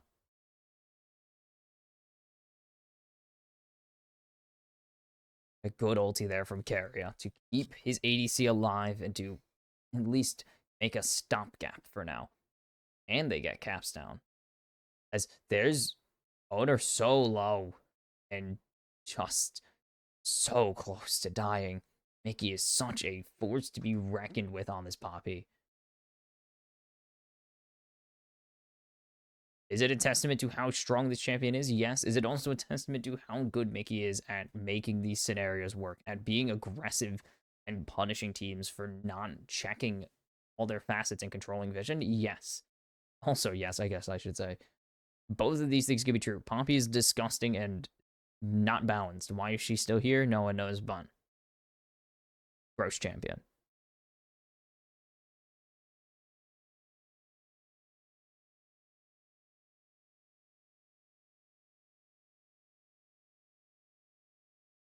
Okay. T1, I mean, it's really all the gold lead is on Hansama. You get rid of Hansama, you get rid of the gold difference. As there's the flash follow from Mickey. Gets Guma's flash. There's Carrier. The stretching strikes don't connect. And there's the ulti out from Guma and the teleport out from Zeus, and they get a lot of value there. Oh. Hey, they're caught here. They're spotted now. Dodges everything. Caps is immortal. First turret will fall in the top lane to Broken Blade. And the Herald is now started. They have no plays left.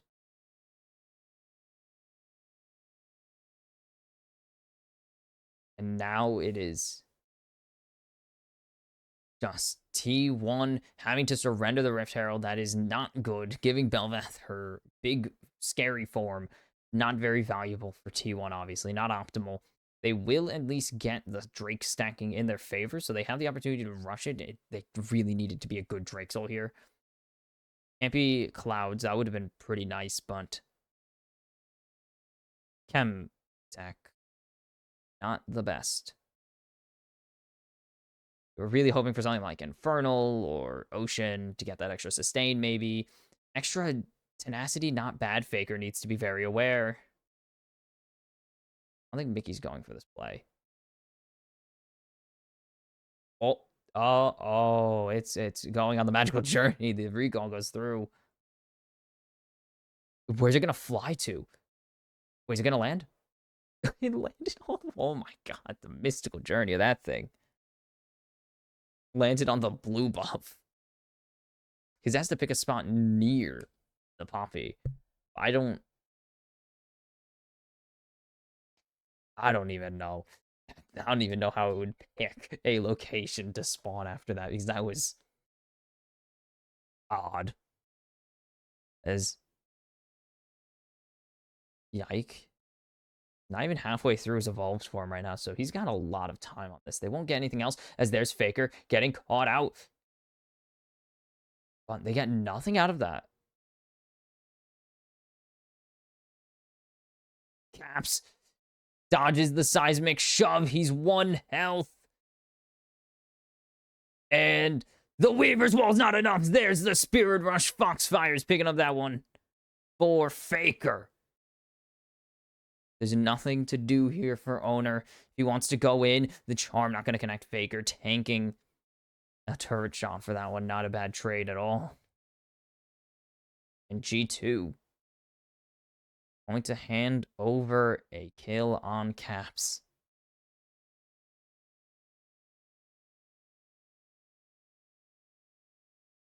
What is the play here? Yike takes another spear.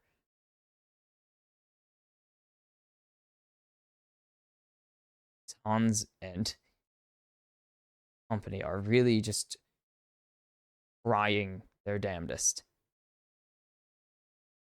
And they see everyone rotating out. Faker going to just assume there's someone coming bot lane.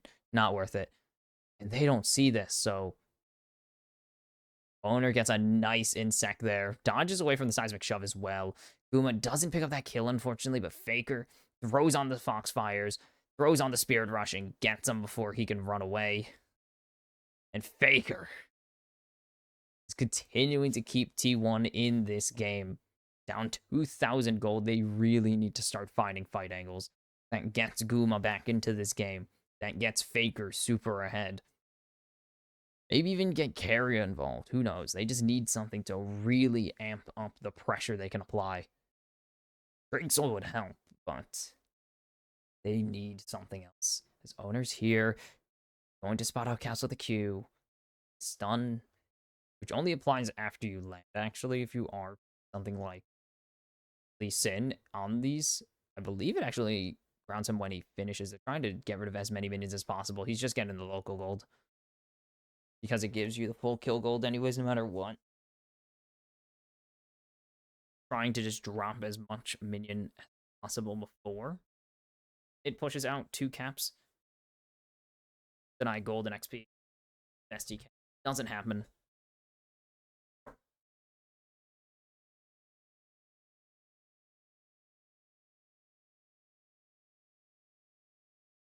This takes a good amount of damage from these spells from Google still. This Rift Herald very much going to land this charge. Even control. Oof. Arrow. As that Rift Herald's not going to be where he wants it, but there's the Sun connecting. There's a 3-man ulti. And there goes Owner, and now it's T1 trying to run away. Carry able to flash, but he's going to be pulled right back, but there's the all-out onto Broken Blade. As Faker's going in, he's found Hansama. And that's a huge shutdown over to the mid laner of T1. And now re-entering this fight is Faker right onto Caps. He wasn't ready for it. Guma's chasing him down. Faker goes on a killing spree, and it's Yike trying to dance around Zeus. And he will. Carrier spots him out. Carrier has to, or Yike going to have to keep moving here. Faker's coming around now. They don't know. And Carrier is going to pick up Yike. The stun connects. But do they have the damage? The root or the stretching strikes will connect. But there's the passive popped. Cell division out. And Zeus is going to keep this going. But T1 need to be careful. There's a respawn. There's no teleports that can actually get them. Super Mega Death Rocket not going to connect. T1 will get Drake Soul, and they will get back in this game. Hugely. Huge play there for T1. They get Caps. They get Hansama. They get Yike. And it starts so well. Owner is down. He gets juggled. No chance. Super Mega Death Rocket is huge there. And then Carrier never takes the bonk damage because Zeus actually cancels the stretching strikes. And then Faker comes over the wall. Faker playmaker. 3-0-2 on this Ari now, and he is in a good spot.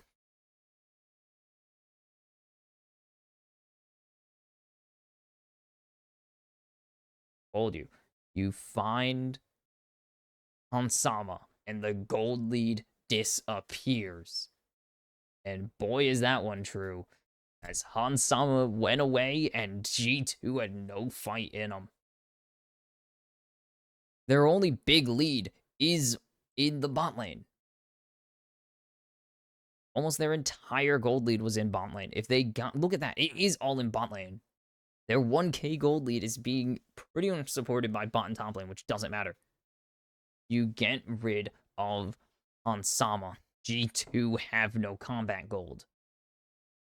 That can outmatch you. You outmatch them in a 5v4. You outmatch them in a 4v4. As long as Hansama is not involved, you win that. As they're going to try and get Gumayushi. And, oh, that's not where he wanted to flash. But a nice face call, so it's exactly where he wanted to flash. As there's the root onto Zeus. Owner gets the kick, and Yike is out of this fight now. They're juggling Owner like a basketball. As Zeus is just jumping in. He's looking for Hansama. He will get him. Carrier goes on a killing spree. And Broken Blade will fall as Faker goes on a rampage. Zeus is still keeping them all in this mess. Over the wall, Caps able to survive for now, but there is a gigantic Blast cone ready. Faker is unstoppable. And Mickey is the only one standing still, as he is running. And T1 have the gold lead after what was a miserable start of the game. Miserable start. They were so far behind. Hans was scaled, and now they have answered back flawlessly. And they go for Guma. And because that E doesn't connect, they actually lose so much, and they get him, but he's out. He dips out with the Fate's Call. And now they're stunk. And Yike goes down. They still have the gold diff, but now look where their gold diff is being thrown. The gold diff is being targeted by a Cassante. Then Carrie picks up that one. This one goes over to Faker. This one, I believe, also goes over to Faker. And then eventually Mickey runs away. And now 5-0-2 on Faker. He's 3,000 gold ahead, a full item ahead of Caps. And this is a craps game if I've ever seen one. No. Zeus is nowhere near danger right now. He is perfectly fine. He is a 2-item Cassante. He is chilling.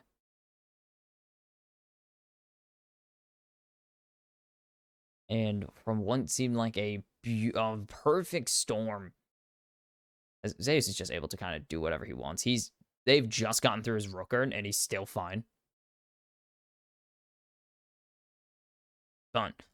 From what was a near 3,000, what was a near full item lead in the bot lane, is now a component lead, if even that. Boom is not even the hyper carry. He's still doing more to help his team than killing killing the enemy. As this is a teleport out, they're not going to stop Faker. They accepted that one.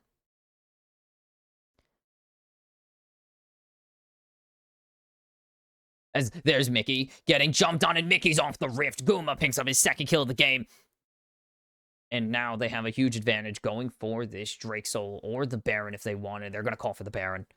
T1 are saying it's over. They're calling it night-night. And Faker is defending this entrance. And there's Broken Blade taking so much damage. Smite down. And Faker going to use the Spirit Rush to dash away. His ulti doesn't find anything. Doesn't even touch the Baron. And now Owner's here. Owner back after a brief journey to do other things. As they are trying to distract Yike. And now Zeus is here. And Zeus is going to just keep hitting Yike. They're trying to juggle him, but they don't even need to worry about it. As that is Baron over to T1. Do they go for this fight here? Mickey engages, but there's the all out, and Mickey will fall. A Shin style. Owner getting juggled around. Owner will fall. It's a double kill for Zeus, though. And they keep this going. Zeus going to get the cell division out. He will finally fall. Caps with a double. This is the chance for T1 to falter. This is G2's opportunity to turn. The Weaver's Wall coming in. The Chain of Corruption connects, though. Broken Blade still struggling to get involved. Faker has so much value. They need to keep Guma and Faker alive, as there's the jump onto Guma. Fate's Call dodges the Super Mega Death Rocket.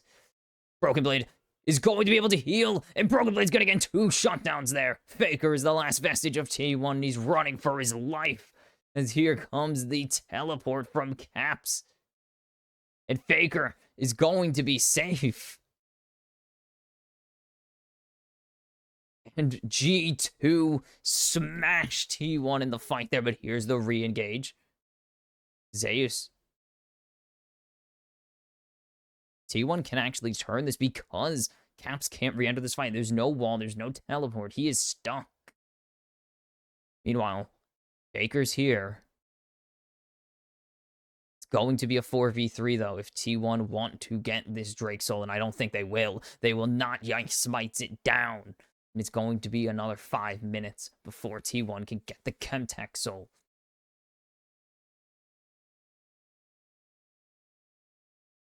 Relaxes and lets it happen.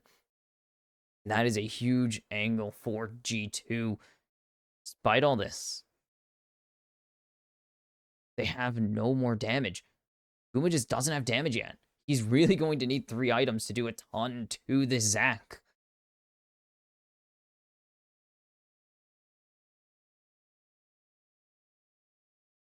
Owner stuns himself and does a lot. And there's the re-engage angle. Zeus is now actually cut off, but he's just going to jump in onto Broken Blade, but they can't kill Broken Blade.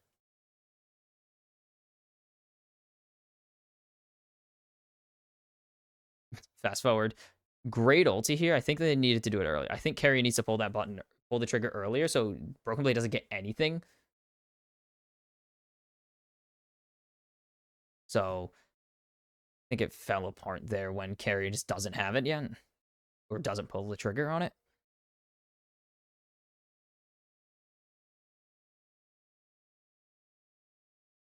This could be over for Hansama. Faker's playing off vision right now. They know. They want it. They want it. And they're going to get Broken Blade to disengage. There's nothing to fight over right now besides maybe to get a pick here. That ulti doesn't connect. That could have happened. Is Guma is going to get stretching striked. And that's the ulti out from Carrier. So they're going to have it. They need to just keep Guma safe now because Carry doesn't have that ulti. This is a razor's edge for both of these teams here. Like, this is a brutal situation.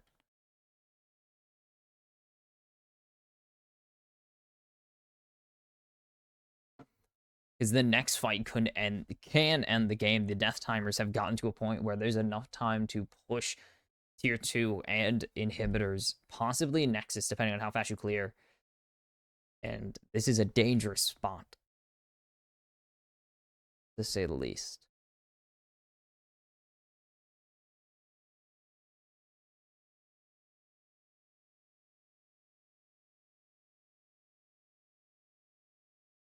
Let's see. 3 items on both of these ADCs here. Guma still doesn't really have any armor shred, though.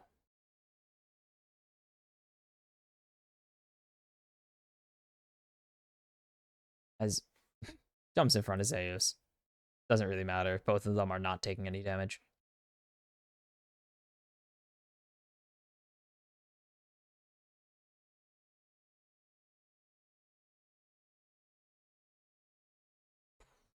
This is a narrow game.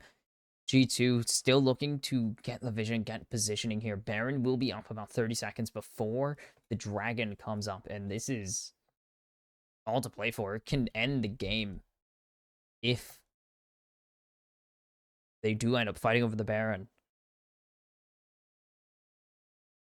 If they can determine... I mean, if you win with at least 3 members alive, you can end the game if it's a Baron fight. If it's a Drake fight, I don't see it happening nearly as easily. You can end if you are T1 off of a Drake fight, a big Drake fight win. It would have to be 4 for 1, 4 for must. There's no situation where I see a Drake fight ending this game unless it's a dominant, the most dominant Drake fight win we see this series.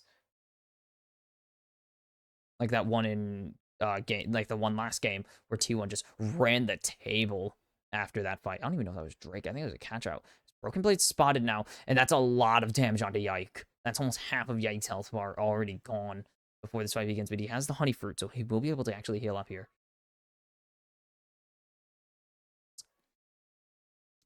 Zeus just continuing to position forward, using his bulk to really bother G2, and there's the Chain of Corruption missing. Owner's not... No, not Owner. Faker's not spotted, but it's not going to matter. They want this Drake. An Owner not going to get hit by anything too much. Zeus able to still walk away here as there's the jump. And there it is. They need to get Yike if they're going to commit to this, and they're not going to. But there's the engage from Mickey, and they're going to find Faker. And this can be the start of something for G2. But Yike is solo. Yike needs to run away. He needs to reset. So now it's a 4v4 that T1 can take. As Caps, the CC, there's 2 stunned. There's the ground onto Carrier, though. They need to get rid of Broken Blade right now as Yike is healing off of his camps. But they're solo. There's the Zac down. The passive is gone. They might be able to kill him as well. And they will. That's the shutdown. And now Mickey going in. And that's Hansama. Or Goom. Oh my god, I keep thinking Hansama when I see Varus because he played like 3 games of him. That's Guma taking out Mickey. And that is it. That is the Baron down for T1. T1 will get this Baron, but they won't get the game because it wasn't that big Baron fight that usually you see happen this late in the game. They were fighting in the river for the most part. This will be at least Chemtech's hold denial, but that's more consolation prize than anything. As Carrier trying to land some damage as Faker's actually here. If they get Hansama, this is the game over. He doesn't have the cleanse. He missed it. Faker holds the charm and shuts down Hansama. And it's going to be 5 members of T1 wearing the purple, and now this is a game-ending situation. Caps not spotted. Yike not spotted here. T1 are putting their eyes on this tier 1 in mid lane. There's not going to be able to end yet. But with the eyes on this turret, Zeus can tank a hell of a lot of damage. The Weaver's Wall coming in. It will separate T1, but not that much. The minion... I've never seen that one, actually, which is very funny. I've never seen minions path like that. They will always walk forwards whenever they can. T1 taking this tier 3 in spite of the wall. The wall was mostly a delay, but it didn't really matter because the minions apparently passed through it perfectly. Because the side of the wall that formed first always goes down first. The minions found that path before they found the path straight forward, so... By the time they looped around, it was already too late. They already determined that the faster path is the loop around because they were already done with it. Very silly. But this all starts with just the amount of poke T1 are throwing down right now. And then Faker just trying to get Yike. Misses the charm so he doesn't die here. There's so much damage going in. They go 1 for nothing. And then G2 in a great spot, but look at that arrow. Actually 1 health for Yike. So Yike has to leave. He has to go and do camps really quickly to heal him. And then a great Pathmaker there to get the 2 other engaged champions in the middle of nowhere.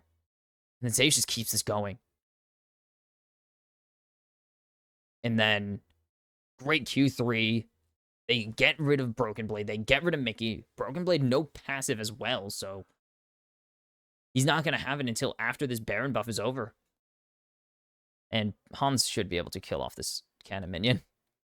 Oh, he can't. There's not enough. Baker's right there. And that's a threat. And now Zeus is just going all in, or well, all out onto Broken Blade. And now the rest of T1 coming in to collapse. Area was just escorting the minions through the bot lane. They're going to keep this push going. And Carrier flashes out to safety. But T1 still in a position to continue going forwards. They have the Spirit Rush. They have the engage from Faker. The Shank, the Super Mega Death Rocket, not going to really do much of anything. They're going to be fine. As the inhibitor, they're looking to get 1 down at least. And there's the seismic jump from Zeus, but it's not really going to do much. As they're still going to get the inhibitor, and they can't follow up with damage onto Zeus. And with 1 second to go, that's a 4,000 gold swing off of that Baron. It's a 6,000 gold lead, but they're just going to fight as Mickey gets charmed, and Guma's going to find first blood in this fight. And maybe this is it. There's the chains connecting onto Caps. Caps goes golden, but it's not going to be for very long. As Zeus comes out of death, Owner will finish off Caps, and T1 will take this win. It was close, but no cigar for G2 as they fought valiantly. They had 2 shots to close it, but T1 are just too damn good for G2 to topple. And they will advance to face BLG and send G2 to face off against PSG Talon. And another super close game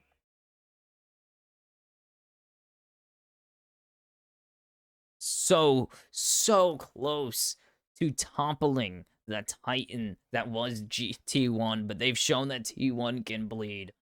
Gods can bleed, but apparently not die. T1 battle back from 2-1 down in the series to take this one 3-2. And the T1 faithful are thoroughly fulfilled, thoroughly satisfied with that game, as they will take out G2 Esports and, well, ruin their dreams of finally finally overcoming T1, and they will have to wait.